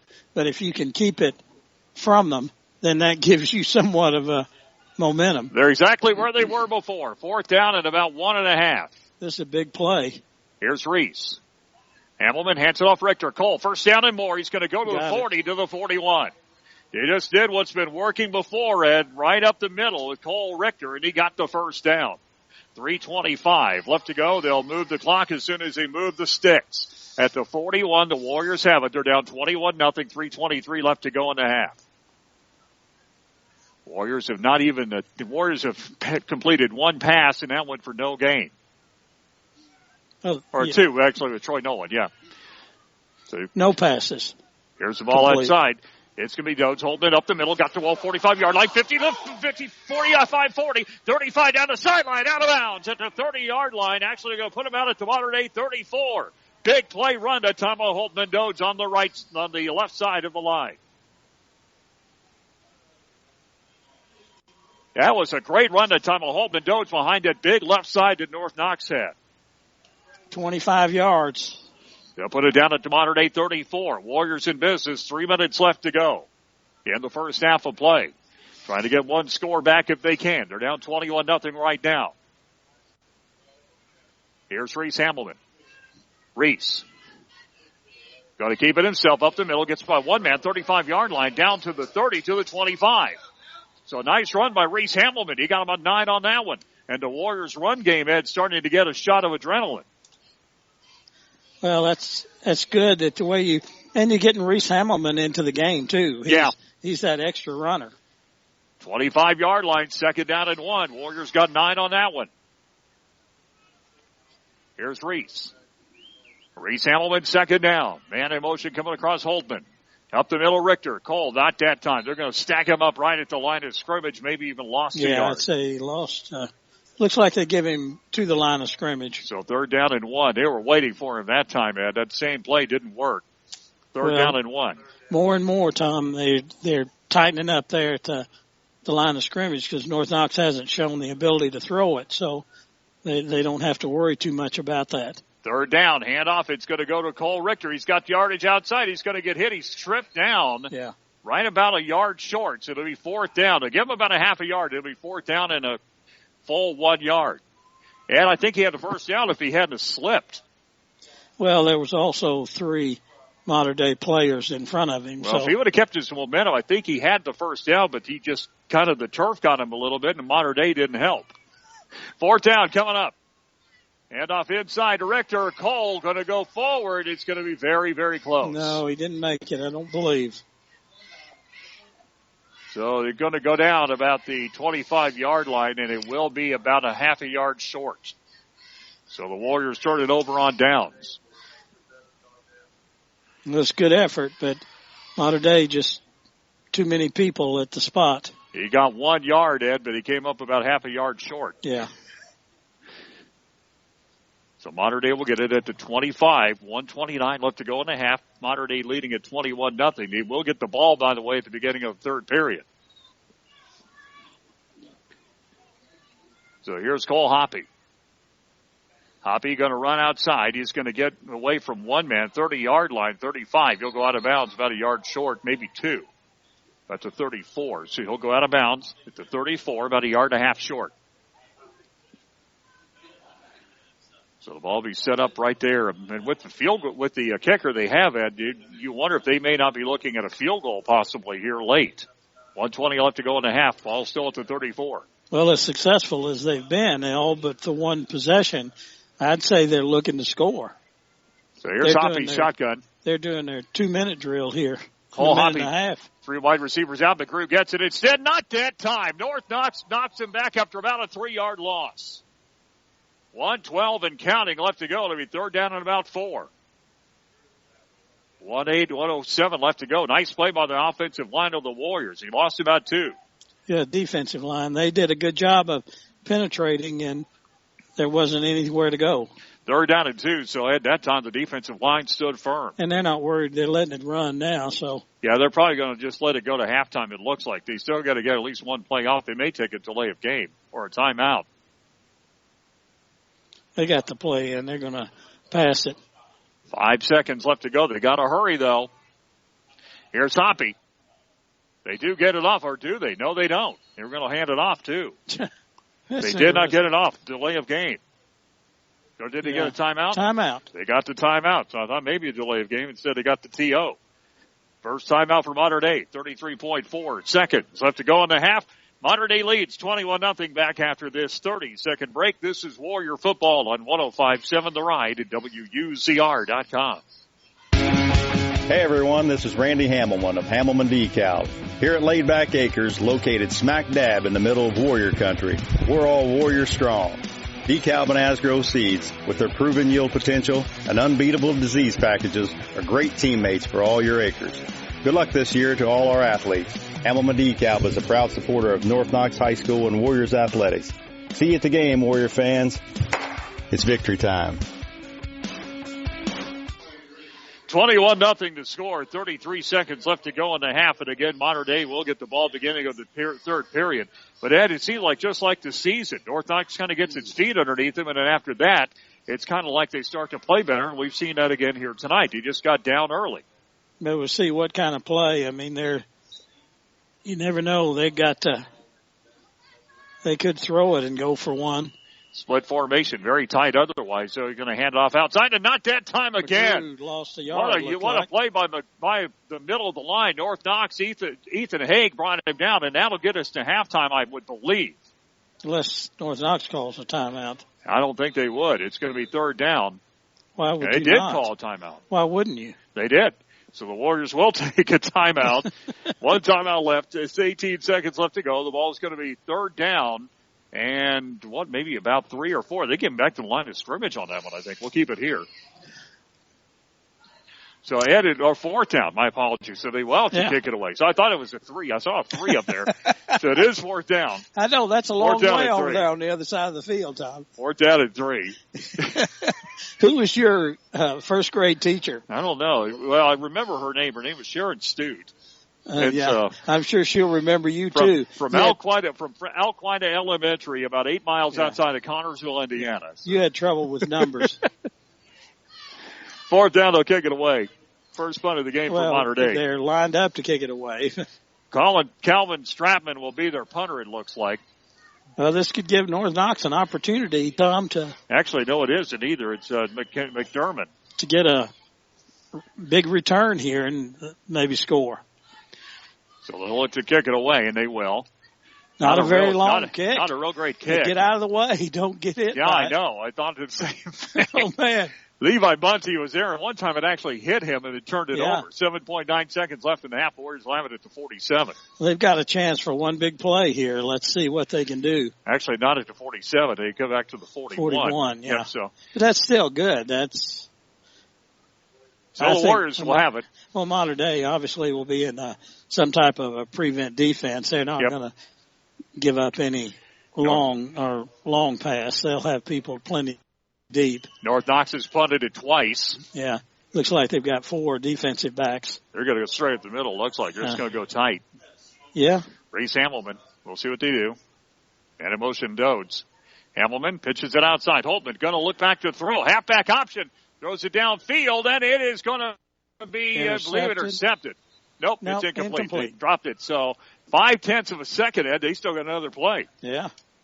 Second down. They got 0.5 of a second left.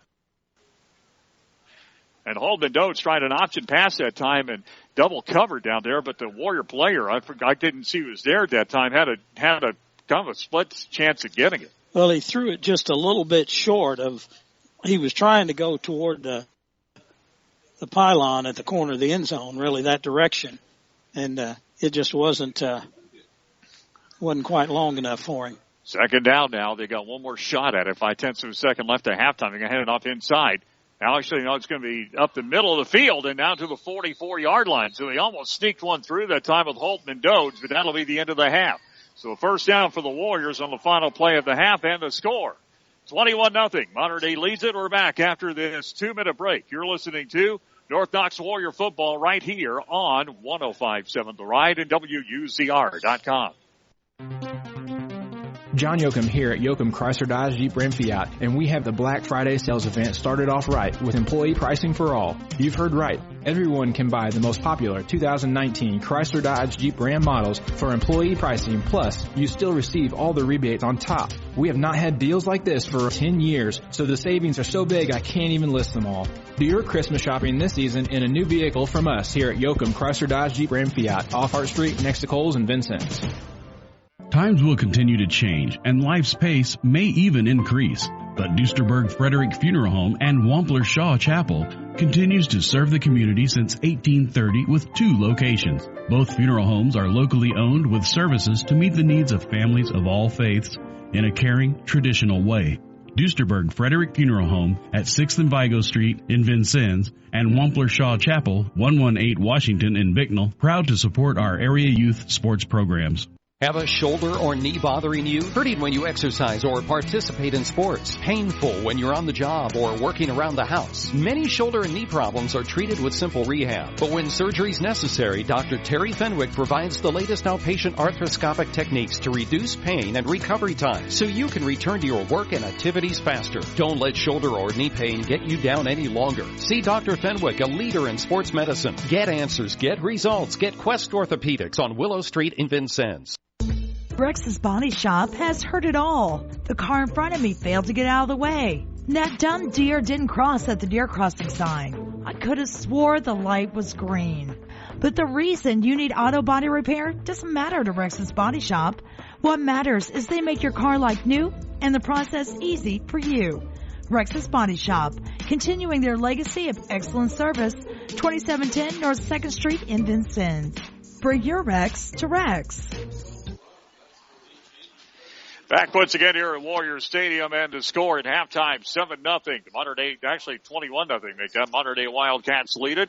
You're listening to the First Vincennes Savings Bank halftime report presented by First Vincennes Savings Bank. Now more convenient for you with 2 locations in Vincennes. First Vincennes Savings Bank, member FDIC. Let's take a look at the scoring right now, and it's been John McGrew 3 times, all 3 of them on short fields, 5-yard run, a 1-yard run, and a 6-yard run. The first touchdown after a North Knox mistake gave the Modern Day Wildcats a short field. They marched in for the score.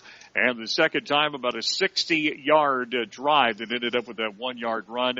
And then the third time they had the football, they scored on that 6-yard run to make it 21-0. North Knox actually with more first downs in Modern Day, 7-6 right now. And the Modern Day Wildcats 3 for 3 in the red zone. North Knox has not been in the red zone yet. North Knox with 1 fumble, actually 2 fumbles, my apology, as they fumbled the ball twice. 1 fumble out of Modern Day. Actually, Holtman Dodes fumbled it, and then he recovered the fumble on the very next play. Penalties, not much of a factor. 1 penalty, 10 yards for the Warriors, and 1 penalty, 15 yards for Modern Day. As right now we're at halftime, and the score is 21-0. Ed Elliott will have the individual statistics in 90 seconds. Back in a minute and a half. You're listening to North Knox Warrior football right here on 105.7 The Ride and WUZR.com.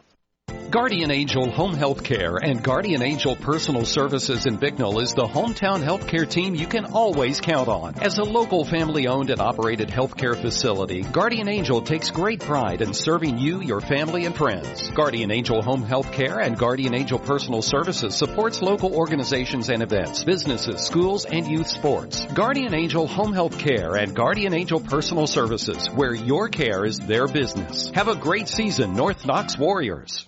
Alliance Tractor Ready to Mow service reduces mower maintenance to its simplest form. There's no more loading your mower, no more hauling it in. Alliance Tractor's professional technicians bring convenient maintenance to your doorstep. Your walk behind or ride and lawn equipment will start easier, last longer, and run more safely. All work is done inside the specially equipped truck. Call today to schedule your appointment. Alliance Tractor, 812-882-5750. Alliance Tractor, just south of Vincennes on Highway 41. Have a shoulder or knee bothering you? Hurting when you exercise or participate in sports? Painful when you're on the job or working around the house? Many shoulder and knee problems are treated with simple rehab. But when surgery is necessary, Dr. Terry Fenwick provides the latest outpatient arthroscopic techniques to reduce pain and recovery time so you can return to your work and activities faster. Don't let shoulder or knee pain get you down any longer. See Dr. Fenwick, a leader in sports medicine. Get answers, get results, get Quest Orthopedics on Willow Street in Vincennes. Welcome back to North Knox High School, where right now the North Knox Warriors trail 21-0 at halftime. First, I'll go over the individual statistics for Mater Dei. It's really pretty simple. They've got two players that have really done anything. John McGrew, number 22, the running back, he's carried the ball 13 times for 62 yards. Cole Hoppy, he's done a nice job of carrying the ball 6 times for 60 yards. So Mater Dei ends up with 122 yards rushing in the first half. Passing, Hoppy's done a pretty nice job there. He's thrown the ball 6 times, completed 4 of them for a total of 55 yards. So Mater Dei has 122 yards rushing, 55 yards passing, 177 yards for the first half, but the 21 points is the real difference when you look at it. This North Knox, Cole Richter, he's carried it 14 times for 45 yards. Holtman Dodds has carried the ball 8 times for 61 yards. Rhys Hamilton has carried it 3 times for 12 yards. North Knox has 118 yards rushing in the first half. Passing, they've attempted 4 passes, completed 2 of them for no yards. And so the real difference, Tom, is the passing game. I mean, Hoppy has done a good job running it, but North Knox has 2 capable runners too. But the passing game, where that 55 yards has been a big factor with Mater Dei. So once again, the North Knox Warriors trailing it right now 21-0. And Ed, you take a look, and you mentioned the statistics a second ago, and I'm telling you, I really don't see where Mater Dei is necessarily dominating the game on the offensive statistics. But again, you mentioned about, Mike Goebel has been there for so long and has been there and done that several times. And you can see that because they know what to do, and you mentioned it earlier, the execution is just fantastic. Well, they also have a balanced attack, Tom, where you look at North Knox right now does not have a passing threat. And so it makes the other team look a lot stronger because they don't really have to worry too much about the pass. And it allows them to bring 8 and 9 players up almost at the line of scrimmage, and North Knox does not have enough blockers to cover that. And so it's a situation where you see Mater Dei has a pretty balanced attack. And so North Knox has got to constantly respect the pass. So they're having to drop back and cover those pass receivers, and it limits the number of players that North Knox has at the line of scrimmage to stop the run. So it's just part of the overall strategy of a coach. You can see Mater Dei, they want to, have a balance to it. They spread people out and still run the ball pretty effectively, but that's because they do have a good quarterback. Hoppy, he throws the ball really nice. Stay tuned. We're about, 9 minutes away from the third period of play, and we will be back with this Dr. Stephen Williams halftime adjustments and also a score update from Yoakum Chrysler Dodge Jeep Ram. We'll do that in 1 minute. You're listening to North Knox Warrior Football right here, 105.7 The Ride at WUZR.com. Home. It's a word we associate with good things, like home for the holidays, a home-cooked meal, or just getting close to home makes you feel better. So when you're thinking of buying a home, why not choose a bank that keeps its investments close to home? A real community bank invests in the people and projects right here so we can grow together. If you're thinking of buying a home, talk to your friends and neighbors at your real community bank. First Bend Savings Bank, member FDIC, equal housing lender. You still have time to apply and enroll at Ivy Tech Community College. Classes start January 13th, and there are scholarships available to help you pay for school. Ivy Tech can help you earn your degree and start an in-demand career in 2 years or less. You can also save thousands toward a bachelor's degree by transferring your credits. Apply online at ivytech.edu/apply now, or stop by Ivy Tech Terre Haute at 8000 South Education Drive. Back once again here. Let's go ahead quickly. We'll take a look at a scoreboard update presented by Yoakum Chrysler Dodge Jeep Ram, with the location just off Hart Street in Vincennes. Score a great deal with Yoakum Chrysler Dodge Jeep Ram, located just off Hart Street in Vincennes. And Ed, probably the most surprising score right now going into the third period: Princeton 10, Vincennes Lincoln 6. Princeton had a 3-0 lead. Lincoln scored a touchdown to go up 6-3. Now Princeton adds a score of their own. They're up 10-6. Where are they playing that game? That is at Princeton time. Maybe that's the advantage, that Princeton is really playing better at home. So some of the other scores going on, a lot of them kind of predictable right now in tight games. Bloomington South 12, Castle 6 right now. That's the final in Sectional 15. Floyd Central leading Jeffersonville 10-0. That in Sectional 16. Mooresville leading, make that undefeated East Central 14-7 in 4A. Central and Memorial right now tied in the second quarter at 7. Danville 20, Ritter 3. That in the third quarter. That was a little bit of a shock to me right now. Lawrenceburg over Greensburg 21-0. Heritage Hills over Southridge 20-0. I think Heritage Hills got the living wit scared out of them last week against Gibson Southern to take it out on Southridge. Also, Triton Central and Providence, 0-0 in the third quarter of that game. Winner gets the winner of this one. Milan over North Decatur right now, 14-7, and West Washington leading Perry Central 12-0 in the third period of play. Well, this is a game, Tom, where you look at North Knox and Mater Dei. Both are trying to see if they can advance.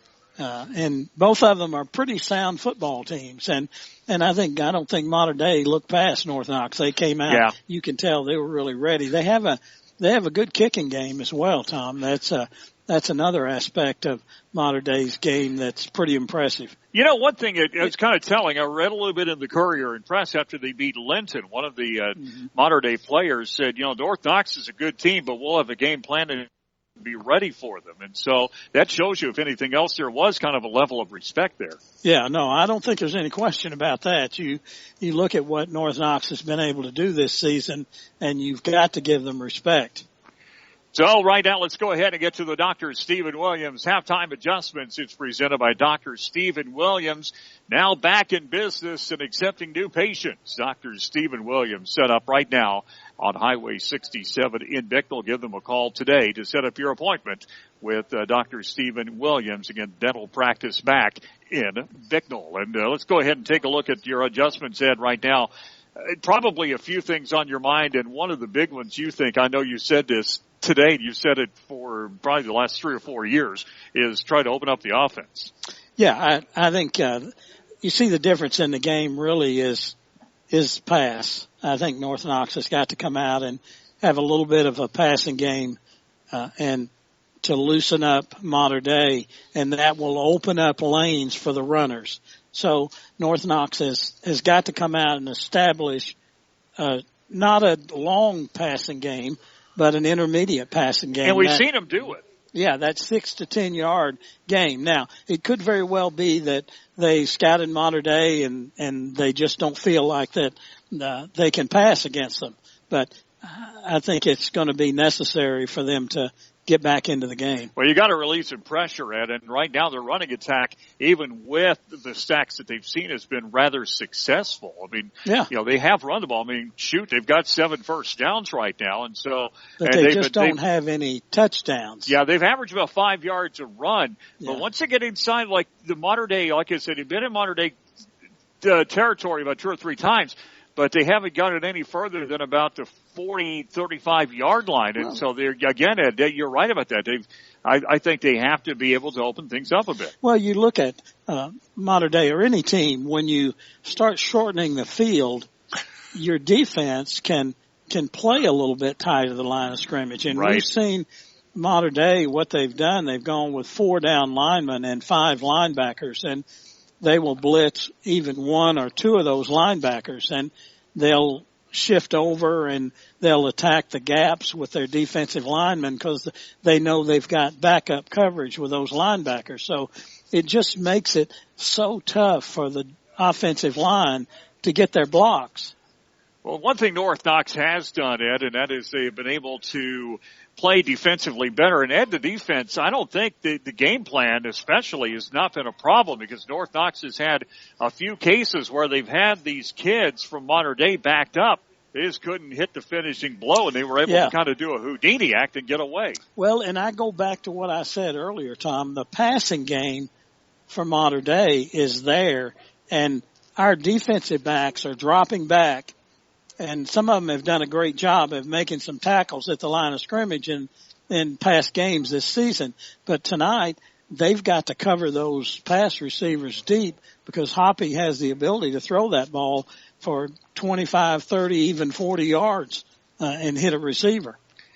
So once again, the clock has gone off. They're going to put 3 minutes, I would think, back on it to allow for both teams to get ready. Modern Day. I don't know why, Tom. Could you figure out why they don't just put the 3 minutes? You know, you are saying the same thing I've been thinking all year. I never have said it, but you're exactly right. I thought the same thing. I mean, it just doesn't make any sense. I agree. Just tell them how much time they've got at halftime and then play when it runs out. I tell you what they did is they followed you to Washington, D.C. and figured out how they did things there, and so they brought it back to here. Well, they let Congress vote on it, so it's going to get screwed up.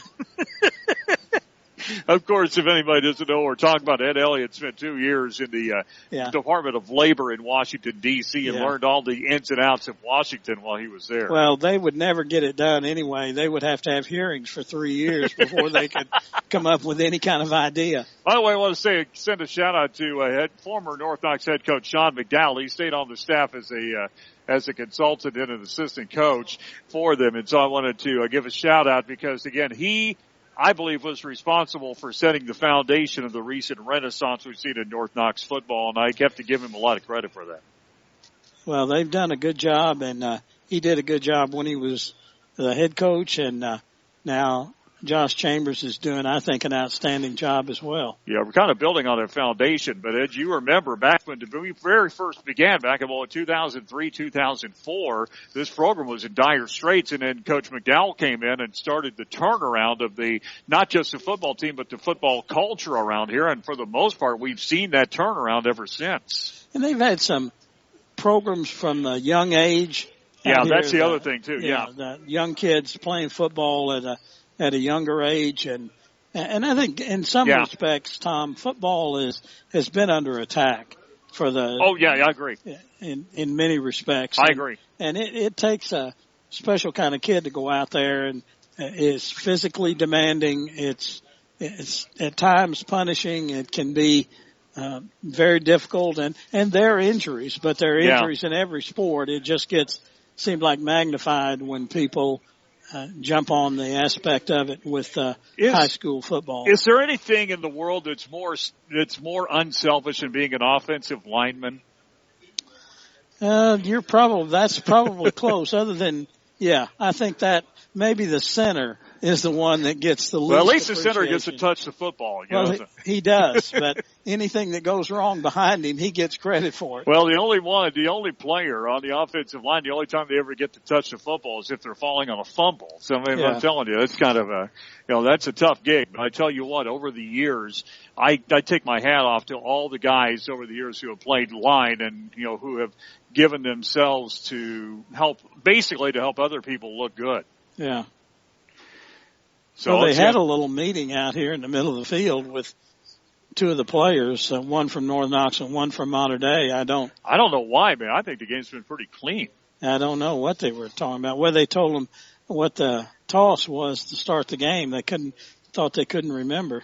Well, I think what they were trying to do is make sure Modern Day wanted to get the ball in the second half, and they did. So, and North Knox will start off. I mean, I don't think they're.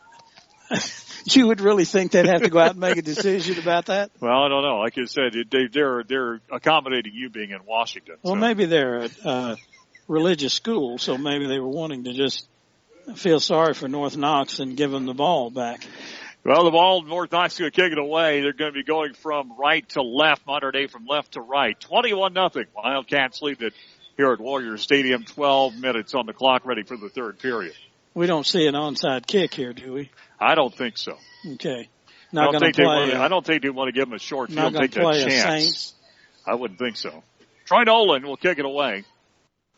One man back from modern day, about the 10-yard line. And one back again is Luke Kassenbrock. So the kick coming up. I wonder what they're waiting on. That one right down the middle of the field. Actually, it's going to be out of bounds. It's skittered out about the 15-yard line, so it looks like Modern Day will take it at the 35. So he wanted to kick it away from Kassenbrock, and he did. But, Ed, that's one thing we've seen this year, and that looked like a sidewinder kick, a lot like what we saw with Modern Day. But that one, kind of a line drive, but it went on an angle out of bounds.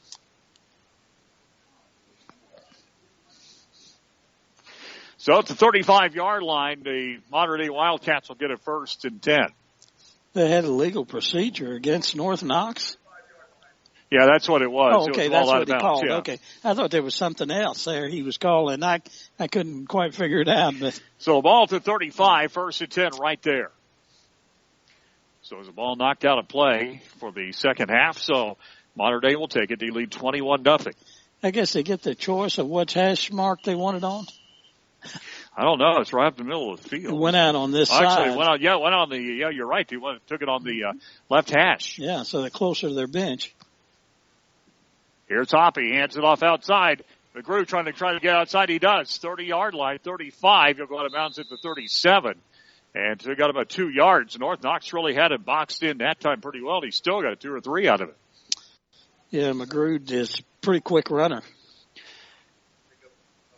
Got 3 on that one, second down. North Knox, though, as we mentioned, after those first couple of plays, really have started to kind of settle in a bit. So second down and about, actually give a gain of 2, second down and 8. So second down and 8, football sitting up to 37. Cole Hoppy. Shotgun formation, back to throw. He sets, he fires it outside, a little screen pass. Not that time. They brought him down to 40-yard line, so they threw a little screen pass that time to a new player, Ryan Taylor, and he got about 2 or 3 yards, and that's it. North Knox starting to cover that a little bit better. 3rd down and 5. Levi Bunty able to get out and get that one, the freshman. 3rd down and 5. So Ed, the freshman, Levi Bunty making that tackle. Yeah, nice job there. He got there quick. Took him by the legs, too. That was really a picture perfect tackle. 3rd down and 5. Here's Hoppy. Back to throw again. He looks. He's got time. Throws over the middle. It's caught, and he got to 1st down on second effort. He needed 5. He got 6. Matt Urbane able to bring him down. Nice catch that time out of Houston. Actually make to Preston. My apology, Preston Turner. 7th first down now for the Modern Day Wildcats. And North Knox had a shot at stopping him. Second effort, though, got him the 1st down. Ball to 41. That's a correction, 46. So almost the 47. Even. Yeah, very close to it. So Cole Hoppy going to keep it himself. He's outside. Got some yardage midfield out of bounds. He'll go out about the 49 of North Knox, so a gain of about 4. Second down at 6. Actually give him 5. Second down at 5. So 21-0 Modern Day, 10-29. I'll have to go ahead. Cole Hoppy, I'm telling you what, he's starting to get the dirty uniform. You can see it on that white shirt of his. It's not quite so white anymore. No, he carries the ball enough, and he ends up running out of bounds most instances. Second down at 5. Man in motion Turner coming across to the right. He's going to keep it himself this time. Hoppy again going to push his way forward. He got hit. That time he got through to the 40-yard line to the 38. Very elusive runner. Got another 1st down. It's the 8th first down for the Wildcats. They do a nice job of changing directions, Tom, and they keep the block they continue blocking. You can see their linemen do a great job of continuing downfield and holding their blocks. So the ball's at 38 now, 1st and 10 for the Wildcats, leading at 21-0. Here's Cole Hoppy. And a motion Turner coming across again right. Hoppy back to throw. He's going to fire it out to Turner. He gets it at the 35-yard line, gets past one man, 30-yard line, down to the 25, down to the 23. So another first down. They get that one. That's the 9th first down for the Wildcats. Up about the 26, you actually make that to 27. We'll see where they put it down. Actually, to 24. So put it down as to 24, 1st and 10. 9:49 left to go in the third period. 21-0, Mater Dei leading it.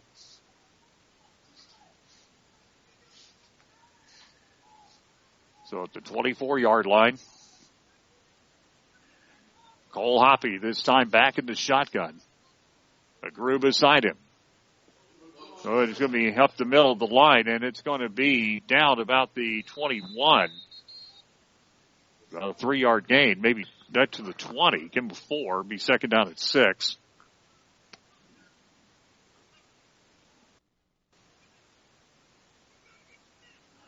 And the people up top wanted illegal motion. I think the Warriors wanted it too. And did they get it? They did. 2 men in motion. Illegal shift, yeah. So they're going to try first down again, 1st and 15, so they did call it. I thought the bench over there, the flag's still down at the 41-yard line. So they're going to pick that thing up. So they did get him on that one, 1st and 15. The bench wanted it, and I think they got it. Well, maybe did the bench throw the flag? I don't know. It's down by the North Knox bench, so it's possible. 1st and 15. They helped him. 1st and 15. This time Hoppy at Lunder Center. Hands it off to Crew. Gets outside. He's going to try to run it.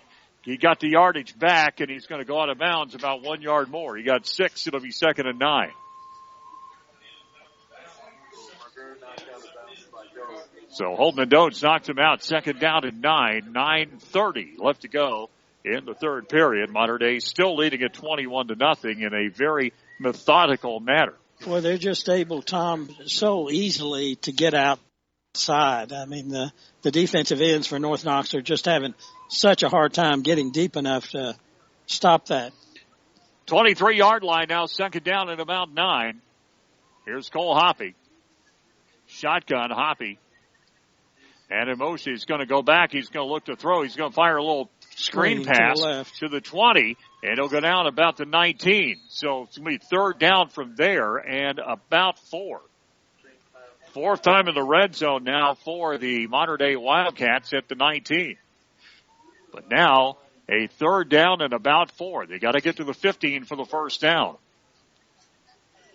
9:05 and counting. Let's go third period of play. 21-0. Mater Dei leads it.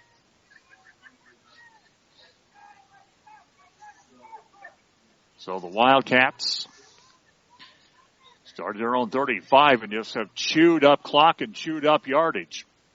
Here's Hoppy. Going to keep it himself. He's got the first down at the 15, down to the 14. I tell you what, they have such a nose for where that first down is. I'm telling you what.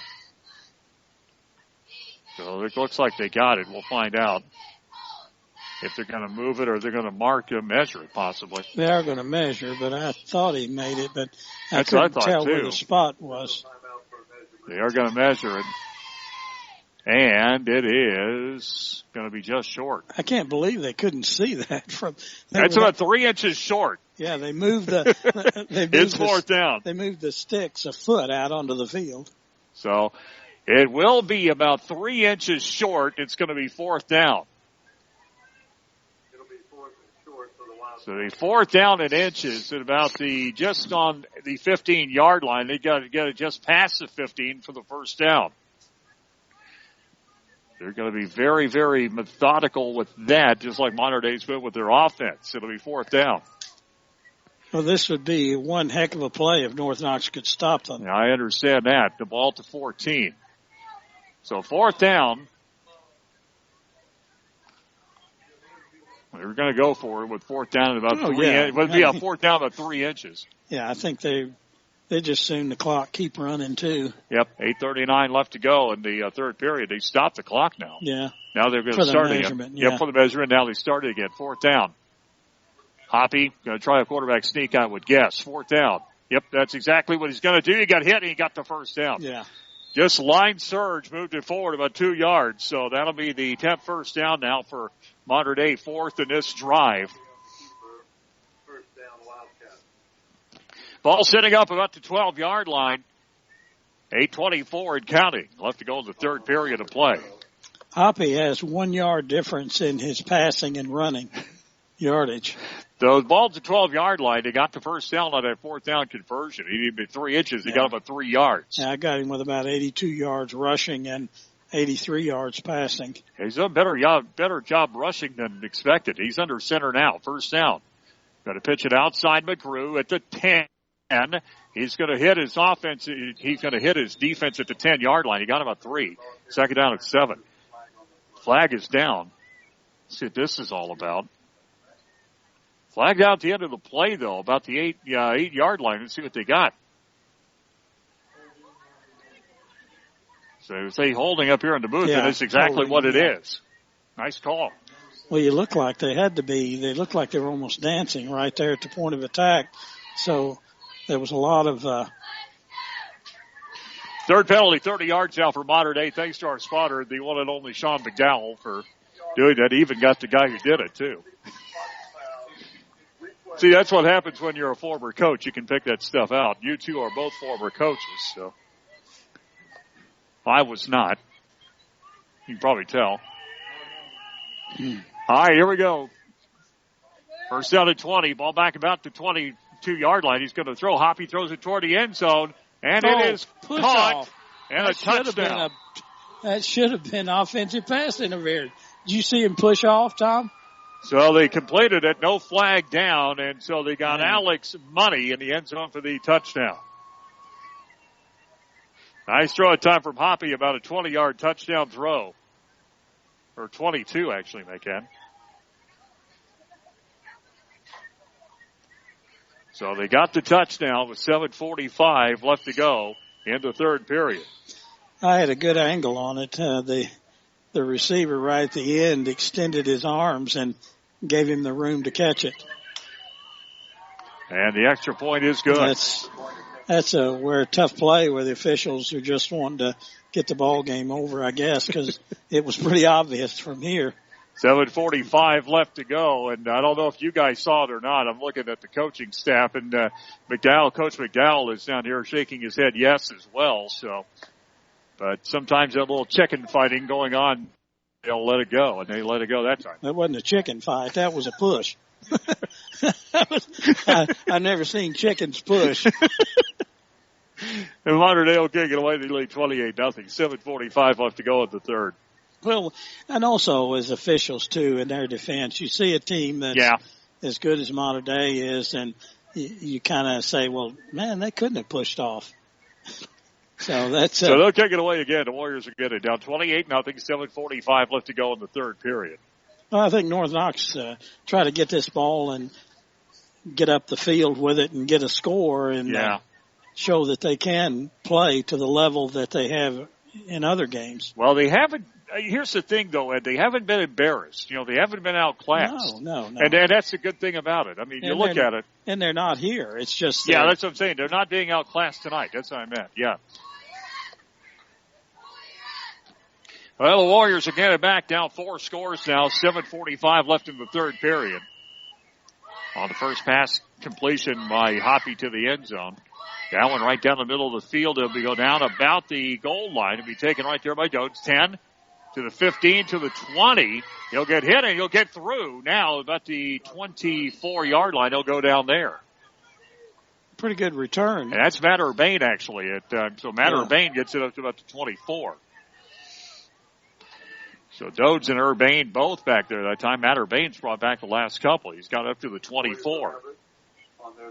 So the Warriors got it to 24. 7:39 left to go in the third. 28-0 Mater Dei. So Rhys Hamilton this time with Cole Richter back there with him. He's going to hand it off to Oates this time. Outside Holtman.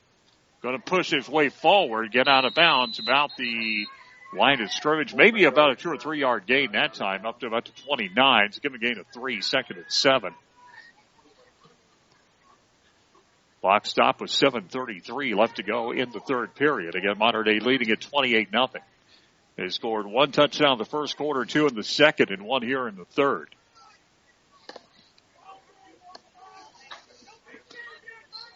So about a 3 yard gain out of Holtman. Dotes going outside left. So here's Rhys Hamilton now. 2nd and 7. Rhys back to throw, fires it outside. It's caught. And Holtman Dotes goes down after a short gain, maybe a yard or two. It'll be 3rd down. So a little flat pass that time, gained about maybe a yard. It'll be 3rd down. Gain of 1 on the play. So 3rd down and 4. So Rhys Hamilton's completed a couple of passes, Ed, but he's still not at single digits in yards gained on that passing. 1 yard. A single digit. Yeah, so it is a single digit. Third down and 6. See, I was right. 3rd down and 6. Here's Rhys. Wide receivers, 2 of them out left this time, 1 right. Hamilton single-handedly gets the ball. He's going to try to go forward. This time he's going to get hit. He throws it and it's incomplete. Tried to go downfield that time to Rhett Sharon. The ball bobbled and dropped, and it'll be 4th down. But he was able to get away that time, Ed. He was kind of back at a place where he looked like he's going to go down. He got that ball off and almost got it completed. Yeah, but it wouldn't have been enough. The completion would have been just about to the line of scrimmage. Yeah. Mater Dei does a great job when they see a team in a passing formation. They've really brought up their game. They got 5 front again. They're running like a 5-3. Nice kick that time. And Kassenbrock back to about the 30. He'll take it there. 35 outside to the 40. 45, 50 down the sideline, and he'll go out of bounds in North Knox territory. Out to about the 44-yard line. So the kick that's about a 50-yard kick again that time out of Troy Nolan. With a great return, too. So Kassenbrock able to get it back, and the ball in North Knox territory about the 44. So Kassenbrock able to take it up that left side, and that's been kind of an Achilles heel this year of North Knox's kickoff and punt coverage. Yeah, they've had some problems with it, but I think this is just one of those situations where they have an outstanding return person. Got the 44-yard line of North Knox, 1st and 10 for the Wildcats, and Hoppy at the line of scrimmage. He's going to pitch it outside McGrew. Guy going downhill. He's going to get through, pick his way to about the 41, so got him a 5 on that one. Nothing fancy. No real big plays yet right now. Just moving the ball down the field. He gave him 6. Well, the only thing that has stopped them so far is their fumble. Matt Urbane got to stop, so 2nd down. That should give him about 4. 2nd down at 6. Ball sitting up at the 41-yard line of North Knox after a good return. Actually, put it down at the 42. 41.5. Well, thank you. Here's the handoff McGrew. He's going to punt outside. He's going to get the 1st down. Boy, I tell you what, very patient run that time. Stopped on the left side, waited for the blocking to hit, and he was able to get the 1st down, about a 7-yard gain. Yeah, Mater Dei impresses me with how they maintain their blocks and just continue until that whistle blows. To the 35-yard line of North Knox now. 5:34 left to go in the third period of play. Clock continues to run. 28-0 Mater Dei leading it. Winner of this sectional takes on the winner of the game between Triton Central tonight as they are playing, I believe, take a look. Took long enough to make this a pass, but I guess. And they're going to hand it off outside. Not that time. McGrew going to get away, but he got back, got about a yard, and that wasn't much more than that. So about a 1-yard gain. Thank you, Providence. Yeah. Triton Central and Providence. I don't know how in the world I could forget that. I was at Providence about 3 weeks ago. Gain of 1, second down at 9. I'm surprised you weren't kept there in the jail or something. Oh, thank you. Can't remember their name. Second down at 9. So Pioneers taking on Triton Central. Here's Hoppy. Going to hand it off outside. It's a jet sweep, and it's going to be a hit. Got away from Nolan, though. Didn't get away from Matt Urbane. He'll go down right at the line of scrimmage. Third down. So he handed off that time. A little play to Mason Wunderlich, the freshman, and Wunderlich got licked all the way back to about the no gain, about the line of scrimmage. Third down. Was that not number 12, Tom? That was number 11, I believe. Was it? Was it 11 or 12? It was 12, I believe. Lannard. Yeah. You're right. Okay, my fault. Yeah, Dax Lannard. Yeah, that was who got it. And that time he went down pretty quick. So third down at 9. So Dax Lannard carried that ball and got no gain. Third down at 9. Cole Hoppy. Wide receiver's out. He's back to throw. Steps back, looks, fires it downfield, trying for it again. And he got it again for the touchdown. So they were able to get the ball, it looked like, to the end zone. So once again, for the second time, it was Alex Money who gets the touchdown. 34-yard touchdown pass. Zilla beat Levi Bunty, the freshman, Ed, for the score. Yeah, they weren't getting any pressure on him, Tom, and he was able to sit back there and throw a perfect pass, 35 yards. 3:39 left to go in the third period. So the extra point opportunity. And a whistle. Somebody. I don't know who went first. That's a good question. We'll have to find out. The official doesn't know. He hadn't even. It'd be outside on North Knox. That's the preliminary call. So to do that, it'd be a 1.5-yard penalty. Just decline it and kick it. So. He's not even going to signal us here. Here it comes. Dead ball, encroachment on the defense. That penalty has been declined. So they did decline it. Yeah. Well, you don't want to change the kicker where they line up and all. And they definitely don't need the twos, so. No. And the snap is a good one. The kick is on the way, and that one looks really, really good, and is. So the kick is good, and the modern-day Wildcats had 7 more. They lead 35-0 with 3:39 left third period. In the sectional, Tom, do they run the clock after 35? Well, they have. They've done it before because the Miners had it happen to them in the second half. Well, it may last happen week, to us here in the fourth quarter. So it's very possible. They did do it in that game against Linton at the Wrights Bowl when they were able to pretty easily defeat the Miners. Well, North Knox has not played a bad game. It's just Modern Day has played a better game. Yeah, I tend to agree with that, Ed. I really do. The only weakness that I have seen tonight in Modern Day is their punt. And that's probably because they don't do it very often. Well, I don't know. The punting, I looked at it, they average about 36, 37 yards of punt. So it's not exactly fantastic, but it's not horrible by any means. Well, they don't. Either. They haven't needed to do it very much, I would think. They have in some games. I'm talking about tonight. By the way, now Triton Central leading Providence 20-0 as scores hold down. Modern Day would play Triton Central in the regional next week. So that's a fourth quarter score. Heritage Hills 20, Southridge 7. Vincent's Lincoln back up over Princeton. Seesaw battle there, 13-0. 13-10, my apologies. 13-10 Lincoln leading that one. Danville 27, Ritter 10. And Memorial leading Central right now 21-7. I think likely, too, we may see some of the other players come in for Modern Day. Yeah, it's very possible, so we'll have to see. Kickoff is going to be a little bit of a short one this time on the run, about the 15-yard line, 20. Fumbled, and he was able to follow that, I believe. He did recover his own fumble, and Holden Mendoza actually make that Troy Nolan. It was Troy Nolan trying to come up on that ball and pick it up and never really had control because the ball was short, and he tried to take it on the run. He was able to, but never had control, but still was able to get the ball out to about the 28-yard line.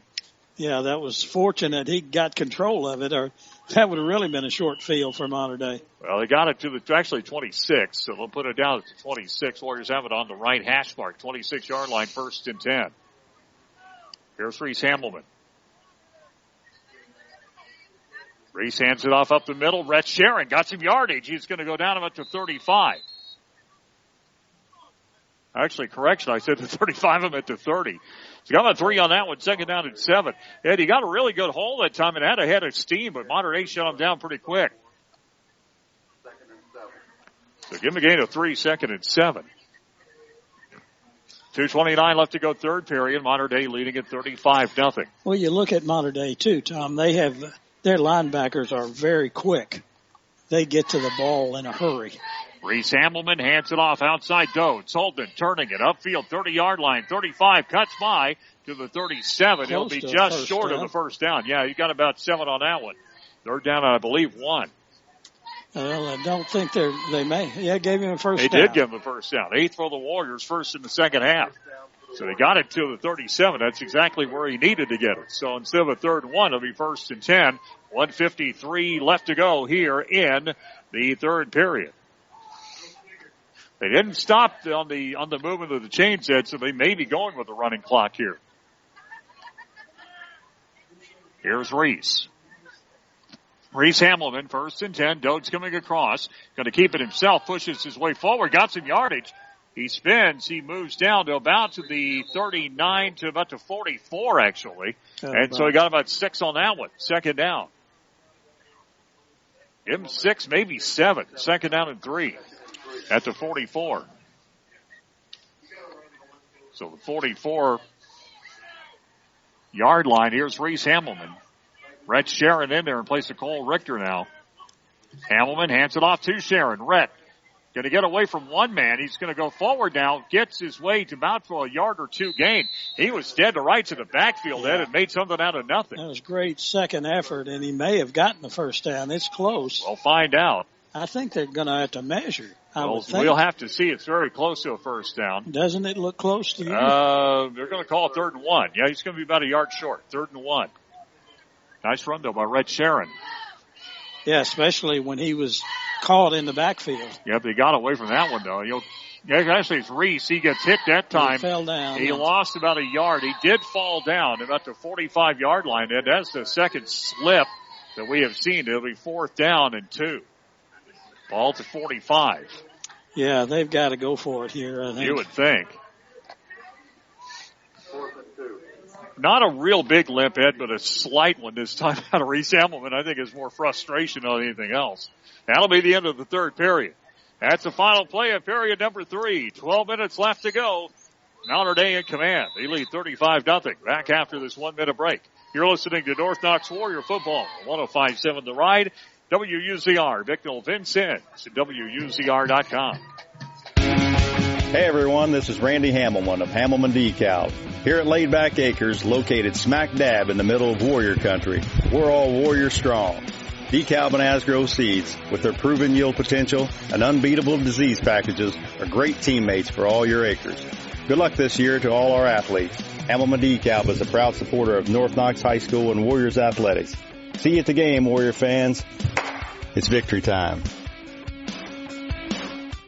Save up to 40% every day on your groceries. Amazing quality, fantastic prices, satisfaction guaranteed, or 100% money back. Fresh meat is cut in-store daily, and special orders on meat are available. Fresh boneless, skinless chicken breast is $1.69 a pound. Pork loin back ribs are $2.99 a pound. 3-pound bags of yellow onions are $1.49, and Tipton Grove orange juice is $1.99. 6-pack Pepsi products are 2 for $5. Savings are made easy at your Vincent Save-A-Lot, where bananas are 39 cents a pound every day. And Holman Dodes has it down the line, 20, 10, 5, and he's going to go in. Touchdown, Warrior, touchdown. So the North Knox Warriors get one of them back. Holtman Dodds on a 55-yard touchdown run. We got a little bit late from the commercial because they started to play early, and on a 4th down play, Ed, Holtman Dodds goes to the house. Yeah, nice run there. Good blocking inside. Once he broke through, he just outran the modern-day defenders. So the North Knox Warriors do get on the scoreboard on the first play of the 4th quarter, and let's see if they go for one. So Holtman Dodds gets the touchdown, the sophomore. Puts the Warriors on the board at 35-6 with 11:04 left to go in the game. And they will go for two. They're going to go for two here. Here's Rhys Hamilton, going to keep it himself, go up the middle, and he is going to be stacked up just short of the goal line, so the run is no good. So North Knox, Ed, right at the beginning of the 4th quarter, goes in for the touchdown, a 55-yard run by Holtman Dodds. And one thing I want to say now, Ed, North Knox trails 35-6. The balance of their skill people, not their line, but the balance of their skill people are all under class. If they can get people up next year to block them, this team could be set up for another good year next year. Line play is so important. Experience is an important aspect of being good on line play, and that'll be something that they've relied so much this year on those seniors that the younger players are going to have to learn in a hurry. So we'll have to see what happens, of course, but the skill positions that are really, really set up for next year. I agree with you. And we'll have to see if they can, like you said, if they can learn quickly in the off season. If they can find a suitable line. They're going to have to open up a passing game with some quick hitters and things, or it'll be a long season. Well, anyway, North Knox Warriors going to kick it away. Yeah, without those experienced linemen. Yep. They're going to have a complete turnover of that line play, but a lot of those skill guys are going to be coming back. Yes. So the Warriors going to kick it away right down the middle of the field. A little squibber about the 25-yard line. Picked up by an up and 30. It's Turner. 35 getting outside. He's going to go to the 40. Black shirts all around him at the 45. It'll be forced backward right there. Yeah, about the 46-yard line he advanced.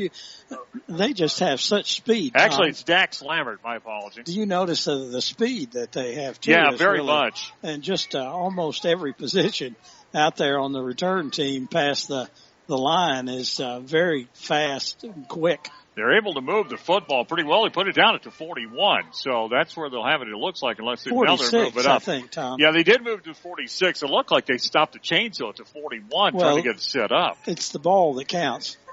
Well, that ball, as you mentioned, Ed, is sitting up at the 46. It'll be first and 10 right there. Thank you. You got back on it there. Well, it's my job. It's trying to recover quickly. They just need a ball to be bright orange, and it'd be a lot easier to see, wouldn't it? Well, I'm just getting old. My eyes are getting bad. First and 10. Under center now is let's see if, I think they got a new quarterback in now. We'll find out. First and 10. It is a new quarterback. They're going to hand it up the middle and maybe a yard, and that's about it. Quarterback that time coming in was Mason Wunderlich, the 5'11 freshman. So they got about 1 yard. So we'll have to see if Hoppy's evening may not be over. We'll find out. I think it is. 9:16 left to go and counting. 35-6 Warriors trail it to the modern-day Wildcats. Right now it looks like Triton Central will be the opponent as they're leading right now 20-0 over Providence. Pitching outside, you're going to hand it out, give it there, and that's not going to happen that time. Not on that play. Maybe a yard. That's about it. They got it out to Bruce Humphrey. So Mason Wunderlich out to Bruce Bryce Humphrey. Thank you. What was his number? That's all, folks. What was his number? Yeah, the number 10. Okay. Humphrey. So Bryce Humphrey gets the football about a yard gain. Third down at 8. 8:33 left to go. Modern Day leading at 35-6. Yeah. See, if you just call his number, you won't have to worry about the name. You know, I was kind of wondering to myself, did Mason Wunderlich at quarterback, does he pass the Wunderlich test? We should ask the coach at I think that's something we need to ask. Does the backup quarterback is Wunderlich, does he pass his own test? He pitches it outside. They're going to push forward, flag down. It'll be short of the first down regardless, down at 47. It looked like where it was thrown. It could very well. And Humphrey again. Is this the first penalty almost for? I got two. They've got a couple already. So they had one holding earlier, I believe. This may be another one. We'll see what the... Yeah, it looks like that's what it's going to be. It's a hold. Still talking it over. Try and tell them they're going to decline it. So it'll be fourth down if they do.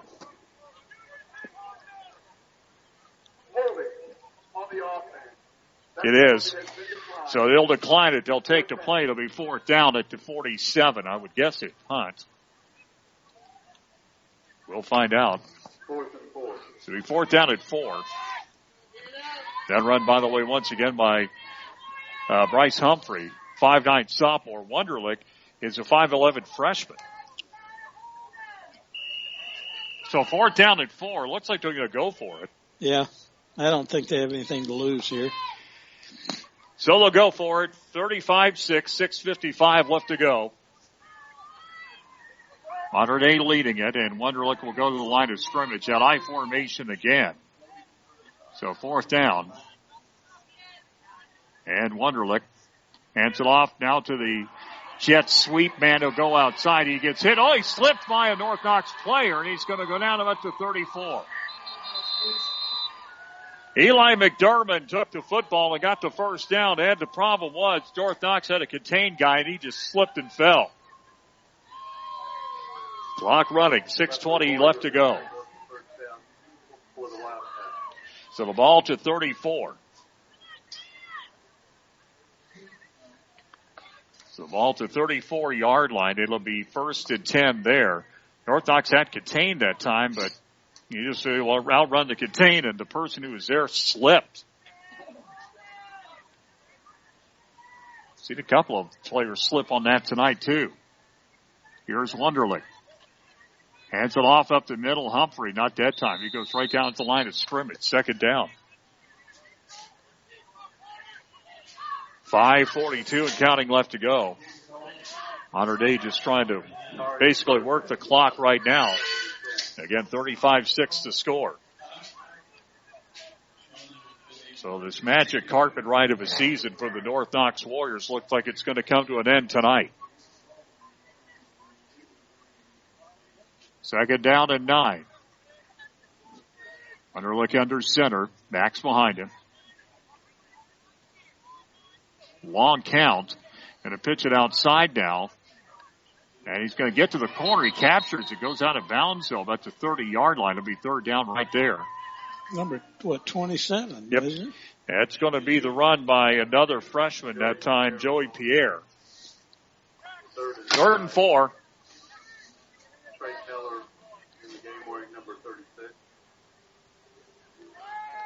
So the North Knox Warriors. So third down. Third down about 6. Again, Monterey taking plenty of time right now. They lead at 35-6, 4:33 left to go.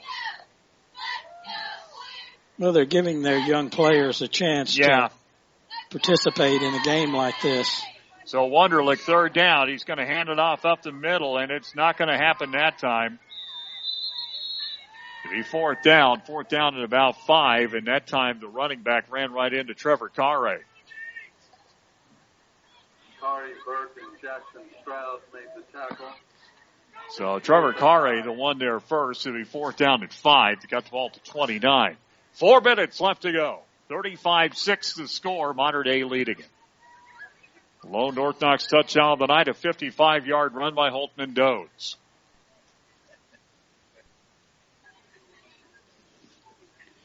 So fourth down and about 5.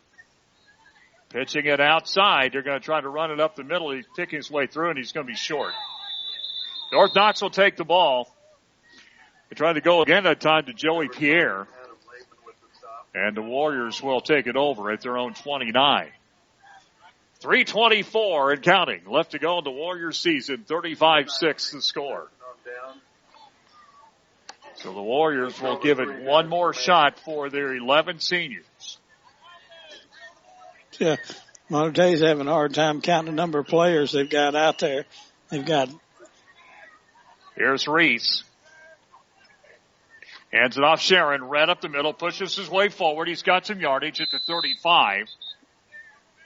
And so he gained about 6 or 7 on that one. So Cole Richter, I don't know, Ed, he's been battling injury for the last few weeks. It looks like they gave him the rest of the night off and are letting his heir apparent, Rhett Sharon, take the runs.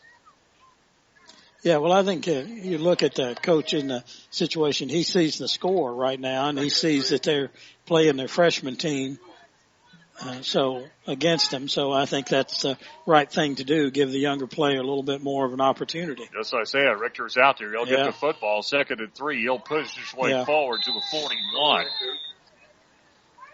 So North Knox with their 9th first down. 2 minutes and 12 seconds left to go. That's his first carry in the second half. Yeah, he's been out. I mean, Rhett Sharon's been playing the entire second half so far. So he's the heir apparent as Cole Richter will play his final game tonight. So it looks like from here on, it'll be Rhett Sharon's job as the sophomore become a junior next year. Man in motion, Sharon. Here's the ball, hands up Dodes. Holding it up the middle, pushes his way forward. He's going to get away. Now he fumbled the football. I think North Knox recovered. Yeah. So up about the 47-yard line. She gained about 6 on that one before coughing up the ball to be second down. 1:34 and counting.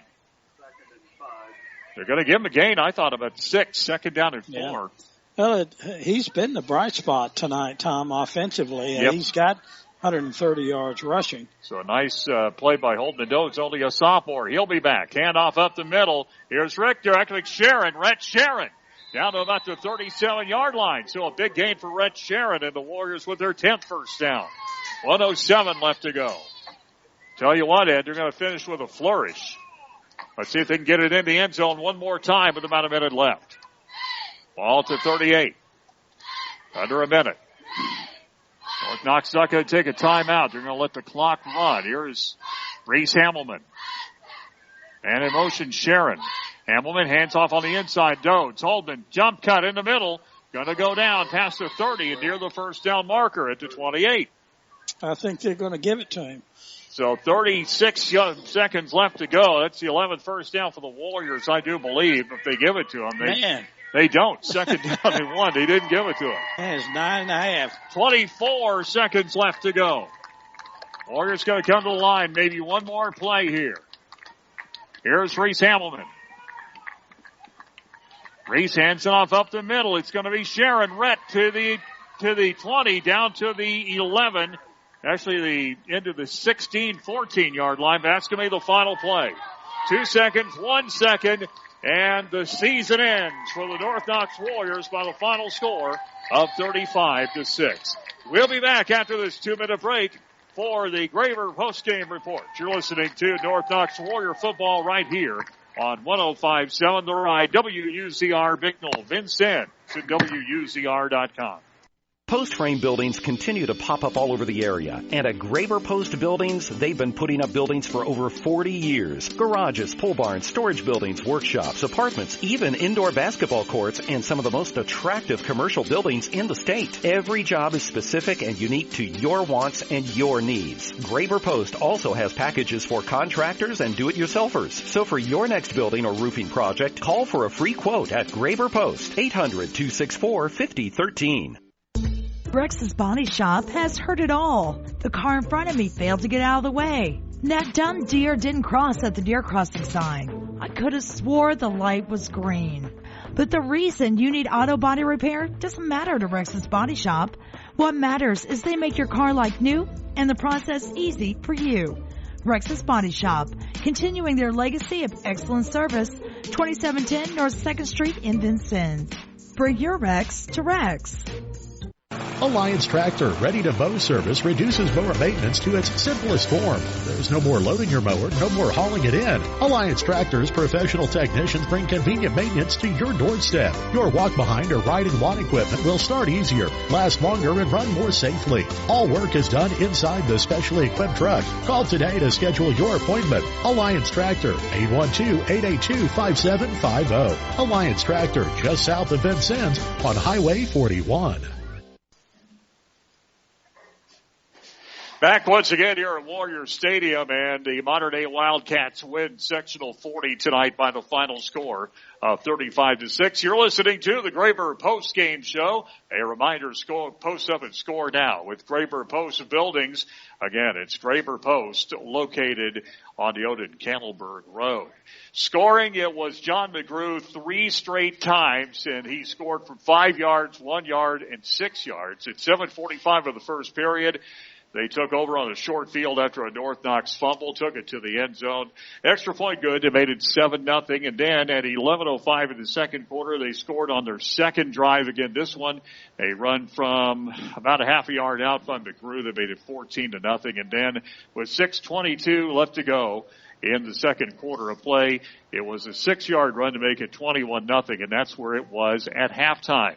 Then the passing game got going as Cole Hoppy was able to hit Alex Money on 2 touchdowns in the third period. One was on a 4th down, in fact, I believe. 7:45 of the third period, a 22-yard pass play, 28-0 at that point, Modern Day. And then they scored again on a 34-yard pass play, 3:39 up to go to the third period, and made it 35-0. But then North Knox able to put 1 score on the board. Holtman Dodds with a 55-yard touchdown run, 11:40 of the fourth quarter, and that made it a 35-6 score. By the way, we're going to do this verbally tonight. That is our Hamilton DeKalb play of the game, presented by Randy Hamilton and Hamilton DeKalb. Again, a reminder, make your best play for this next growing season with a great seed plan for Randy Hamilton and Hamilton DeKalb. Give Hamilton DeKalb a call today. 890-6262 for the best play for your seed next season with Hamilton DeKalb. 35-6 the final score. The first downs, North Knox had 10 of them. Modern Day with 12. Modern Day was able to score 3 different times out of 4 in the red zone. North Knox was not in the red zone this evening. Turnovers, North Knox with 2 fumbles. Modern Day with 1. Penalties, not much of a factor. North Knox 1 penalty for 10 yards. Modern Day 3 for 30. So, Ed, how about the individual statistics? All right, Tom. First, we'll go with Modern Day. John McGrew, he ended up being the tied as the leading rusher in the ball game for Modern Day. He had 82 yards on 18 carries. He had 20 yards in the second half, 62 in the first half. Then we had in the second half, Humphrey carried the ball 4 times for 5 yards. Lannert carried the ball twice for 2 yards. Pierre carried the ball twice for 8 yards. McDurran carried the ball 1 time for 14 yards. And their tie for leading rushing for Modern Day was Cole Hoppy. He had 10 rushes for 82 yards. Modern Day in the first half had 118 yards rushing. The second half had 130 yards, had 122 yards in the first half, 71 yards in the second half for 193 yards rushing for the game. Passing was, for Modern Day, of course, the freshman quarterback came in, but he did not throw the ball, but Hoppy threw the ball 12 times and for a total of 140 yards. He did really a nice job, particularly in the second half. He had 85 yards, 55 in the first half. So Modern Day had 193 yards rushing for the game, 140 yards passing for the game, 333 yards. North Knox, Cole Richter ended his high school career at North Knox with 15 carries for 51 yards. Holtman Dodds had a nice game. He carried 13 times for 139 yards, and he had 78 of those in the second half. Rhett Sharon did a good job late in the ball game, carried the ball 5 times for 41 yards. Rhys Hamilton carried the ball 5 times for 17 yards, 5 of those in the second half. Then North Knox had 118 yards rushing in the first half, 130 yards rushing in the second half. They actually had more rushing yards than did Modern Day. They had 248 for the game versus 193 for Modern Day. Then Rhys Hamilton, he threw the ball 6 times, and he completed 3 of those, but The total was only 1 yard, and that's all in the second half. North Knox had 0 passing in the first half, 1 yard passing in the second half, for a total of 1 yard for the game. So they ended up with 249 yards versus the 333 for Mater Dei. We'll be awaiting the head coach of the North Knox Warriors, Josh Chambers, to come up here as we close things out. 35-6 the final. Back with the Illiana Irrigation Something More Award and comments from head coach Josh Chambers in 2 minutes. You're listening to North Knox Warrior Football right here on 105.7 The Ride and WUZR.com. John Yoakum here at Yoakum Chrysler Dodge Jeep Ram Fiat, and we have the Black Friday sales event started off right with employee pricing for all. You've heard right. Everyone can buy the most popular 2019 Chrysler Dodge Jeep Ram models for employee pricing, plus you still receive all the rebates on top. We have not had deals like this for 10 years, so the savings are so big I can't even list them all. Do your Christmas shopping this season in a new vehicle from us here at Yoakum Chrysler Dodge Jeep Ram Fiat, off Hart Street next to Kohl's and Vincent's. A well-known Bicknell dentist is back and ready to serve you. Dr. Stephen K. Williams is accepting new and return patients at his office on State Road 67 in Bicknell. Dr. Williams wants to help you have your best smile. With decades of experience, he will help you just like he's helped me. I'm proud to call Dr. Stephen Williams my dentist and hope you will too. Dr. Stephen Williams back in Bicknell and waiting to serve you. Call 812-735-2020. Life moves fast. Keep up with high-speed internet from New Wave. For a limited time, get up to 100 megs for $45 a month for 3 months. Get free installation and add unlimited data. Call New Wave at 855-740-8966. Start enjoying reliable streaming and faster downloads for just $45 a month for 3 months. Call 855-740-8966 or visit newwavecom.com for details. Offer ends December 31st, 2019. Equipment, taxes, and fees not included. Restrictions apply. The Salem United Church of Christ proudly supports the Warriors on their road to victory. The Church on the Hill in Westphalia invites you to join us Sunday morning at 9 to celebrate our victory. Victory in Jesus. Sing praises and find hope and comfort in the Word. Sunday school for children and adults at 10. Be with us Christmas Eve for our children's program, followed by our inspirational candlelight service. In 2020, we celebrate 170 years as a church body. Like us on Facebook and visit us at salemwestphalia.org to find out more. Irrigation is not one size fits all. Turn to the irrigation professionals at Illiana Irrigation, your local Reinke dealer, for the customized irrigation solution you need to improve your yields and increase your profits. With various pipe choices, sizes, and span lengths at their disposal, Illiana Irrigation can design, install, and service a durable Reinke pivot to fit any field and any budget. Call Illiana Irrigation today to learn how a customized Reinke irrigation system can benefit your farming operation. Reinke, more right than rain, and Illiana Irrigation, your local irrigation experts. Back once again, one final time at Warrior Stadium, along with the man himself, the one and only Ed Elliott, and our great studio producer, the X-Man, James X-Cord. It's good to have you working with us. Great job tonight. Final score, 35-6, Ed, as we await for head coach Josh Chambers to come up with us. And I got to say, though, this team, is going to go down in history as a band of brothers. I mean, again, You've seen these kids grow up all the way through their 4 years of play, and they really do leave a lot of indelible memories. Yeah, they did.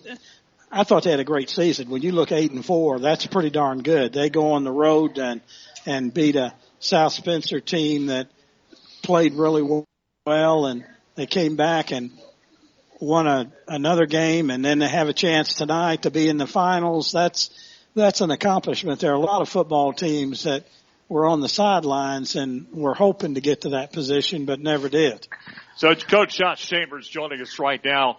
And, Coach, I know this is not how you wanted this game to end for your ball club down losing at 35-6. It just kind of, you never could. I mean, the one key thing I had for this game is you could not get off into the wrong foot, and that's exactly what happened. Yeah, we fumbled twice in the first half there. That hurt us. I really felt like we were moving the ball fine. We were picking at them. And when we fumbled twice, we were behind the sticks because they scored quick. And, they had a good game plan. They were going to come out throwing and use their size rather than trying to run it between the tackles. Well, they just don't make mistakes. No, they don't. They had, I'm not real sure that they had, but maybe 1 or 2 penalties. Yeah. And that was exactly what we talked about this week. Part of the game plan is that you're coaching a team that's just not going to make any mistakes. They're not going to do anything extravagant. They're just not going to make mistakes. And that's exactly what they did. They came out.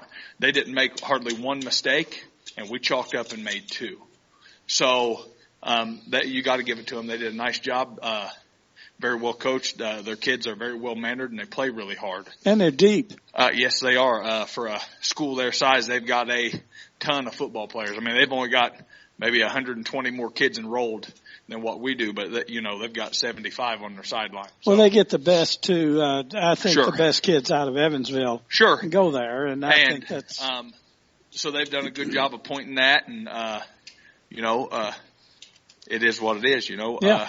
And for us here, really now that this has happened, what this is a celebration of is the accomplishments of our kids. Our kids have done a lot, and I'm proud of them. This senior group of kids, it's a culture-changing group of kids. Yeah. Because what they've done is, through their 4-year career, is they've been a part of changing expectations amongst what we feel like we are as a football program. And they've been a huge part of that with their play, their demeanor, their physicality, but also in how they pull people together, which is probably where I'm the most proud of them, is that's a group of kids that always make sure that they're taking care of people and getting them to where they need to go. And it's been, again, very relevant as they've grown through football players. Let me say this before I get back to Ed, and that is, if you wanted a storyline on this game, North Knox got beat, but they didn't get outclassed. I mean, when you take a look at this game, this could be the best team, bar none, in the city of Evansville right now, and you really didn't get outclassed by them. No, and we didn't think that coming in that we were out physical. We were out, we were as physical. Now, they made a couple of really nice calls on the edge offensively that caught us on our heels. But in all reality, I feel like if we don't turn it over early and give them really short fields, that, especially with some of the momentum, that this game's closer. And that's okay. Again, this is probably one of the best teams in Evansville, coming back. But again, it's just one of those nights. Like I told the kids, it's a sad thing to see this end, but you should be super proud of what you've done and what you've accomplished. I think Tom said this. I hate to give him credit, but I will. He said that this was a group. It's almost like the movie A Band of Brothers. Yes. That they really looked out for each other and all played really well together, and you could see how much they seemed to care about one another. They do, and that is, for me as a coach, I look at football. I say this all the time. This is a family game. Because when you're playing football, you literally have to have each other's backs. It is 11 people making sure that they are taking care of themselves and the person next to them. And so I really try to drive that point home. But the kids have to also do that. And that senior group of kids, they've got great families. They're good kids. And like I told them, I said, the things that you've done for our football program are just indicative of who you are and what you're going to accomplish. So be very proud. I said, they're a part of my family. I mean, when I'm up here and my kids are here, my son loves those guys, plays with them. And, so for me, it's kind of emotional, of course, because those guys have to move on and grow up. Yeah. Well, and one thing too, I think next year, Tom and I were talking about this a little bit off air and even on air, but you're probably going to have to develop a little bit different approach. You're not going to be quite the power football. Sure. You're going to have a little more of a passing game and an open offense versus. Well, scheme wise, we're going to have a lot of athletes back. We know that. We've had a very good run of linemen, and we've started to develop some of that this year as the year's going on with Rhys and throwing the ball and opening it up a little bit. So that's obviously something we're going to have to do because size-wise, we're going to lose a lot there. And we've started cycling some of that in. as the year's gone on, because we felt like it would help us as we progressed. And it has. There's been games where we've thrown the ball for about 1,000 yards this year. That's been very good. Tonight, if we would have tried to throw the ball 25 times, we'd have been out-athleted on the edge. They just had a lot more size and speed on the edge than us. But on the other side of that, rolling in, our quick kids and athletes are actually going to be settling into that varsity caliber of play next year. So that is very much so something that in the future we're going to have to do just by where we're at with linemen and all that. But again, our young kids that played, I really feel like they have done a nice job this year. And again, I got to credit the seniors with that. A lot of that, coaches, my coaching staff's done a great job too. But when you got kids out there and they're working, us coaches get the word in and we teach them and we talk to them. And then the older kids grab them and say, hey, this is what we're trying to do it this way. And that, again, for me, when I talk about football culture and the culture of things, those seniors are culture changers. They make you understand what it's like to be a part of something good. This is an 8-win team. I mean, that's what it is. That's a great football season.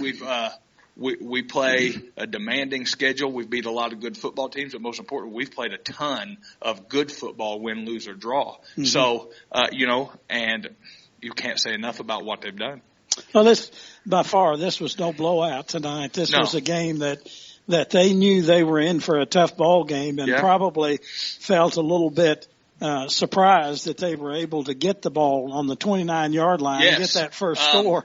I did not envision us putting the ball on the ground. It's just not something we're doing. We did it twice fast. Yeah. I think that especially in the opening drive, we've got them on their heels. We're really getting them moving. Yeah. And we're getting them back and back and back, and then we allow them to snatch the momentum, which is tough in a game like this because once you get behind the 8 ball, then things it's a snowball effect. Yeah, well, it was one mix-up in the backfield. I mean, Cole Richter and Holtman Dotes collided each other, and the ball goes loose. Sure. And again, like I said, you can't, those things, they happen. And it just happened that kind of hurt us. But that's not realistically. We had several opportunities early, especially that we had them bottled up for 20-yard losses on offense, and then we miss a tackle. Yep. And next thing you know, he turns it into 40. Well, that one play that Cole Hoppy had in the backfield, you had 3 guys all around him, looked like about 3 Panthers surrounding the prey, and they let him get away. And we did it 3 times. Yeah. And but they are quick and fast, both. And quarterback, running back, they did a nice job. Yeah. But at the end of the day,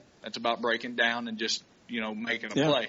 So, it is what it is the point of all of that. And, it's okay. Because like I told the guys down there, the sun's going to come up tomorrow and they're going to continue to do what they've always done. And that's just be great young men and continue to strive to be better as they go forward. Well, all you can ask of any player is to give 100% effort 100% of the time, and they can't worry about anything else because that's all they can do. And these kids have always done that for me since day one.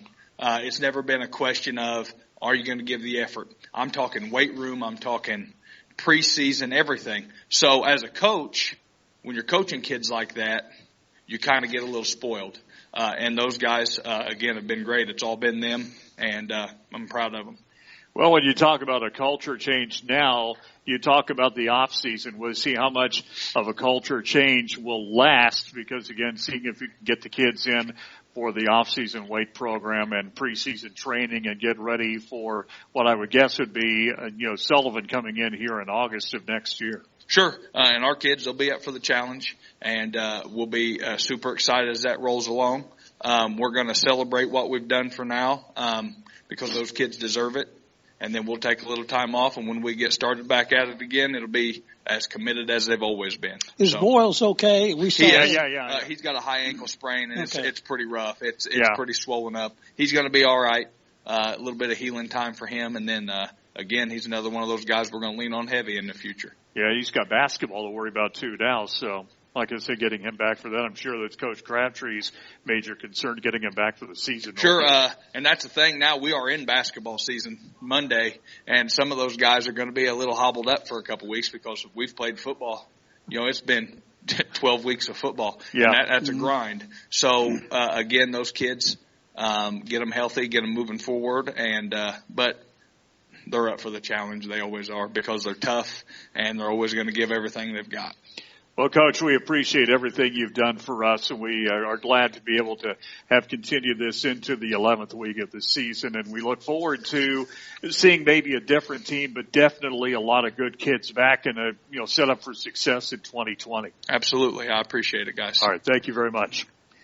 That is head coach Josh Chambers. And Ed, we have one more piece of business left. The Something More Award from Ileana Irrigation, your Reinke irrigation dealer. And Ed, I'm going to go ahead and let you do it. I'll tell you, Tom, I think tonight, because of what he did, 139 yards rushing against really an outstanding team, I think Holtman Dodds.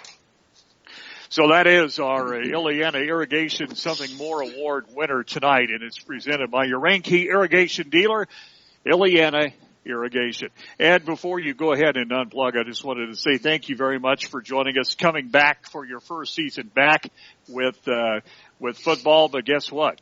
We're back at it tomorrow night down at the Hatchet House with basketball. So we start thinking about that. Yeah, I think it's here. No rest for the weary. You almost said wicked. I think it may have been more appropriate. I was thinking about you, Tom. Oh, thank you very much. And I got to look at this tomorrow night. Anyway, thank you for joining us. North Knox loses at Monterey, wins the sectional 40, title 35-6. Thanks a lot to Jason Excorn and all of our, James. I did it again. Oh, I did it again. Anyway, James Excorn, the X-Man, thanks a lot for your work, and want to thank all of our fine folks again. We'll see you tomorrow night. No time to think about this one. North Knox's girls tomorrow night. Lady Warriors playing over at Washington against the Lady Hatchets. That's the 7:30 start. You can hear it on 102.3 WBTO tomorrow night. Once again, 102.3 WBTO tomorrow evening. Maybe appropriately, the lights have gone out onto the field. The lights have gone out on the season for the North Knox Warriors, 35-6, but they wind up a great season at 8-3. Till next time, I'm Tom Lee. So long from Warrior Stadium.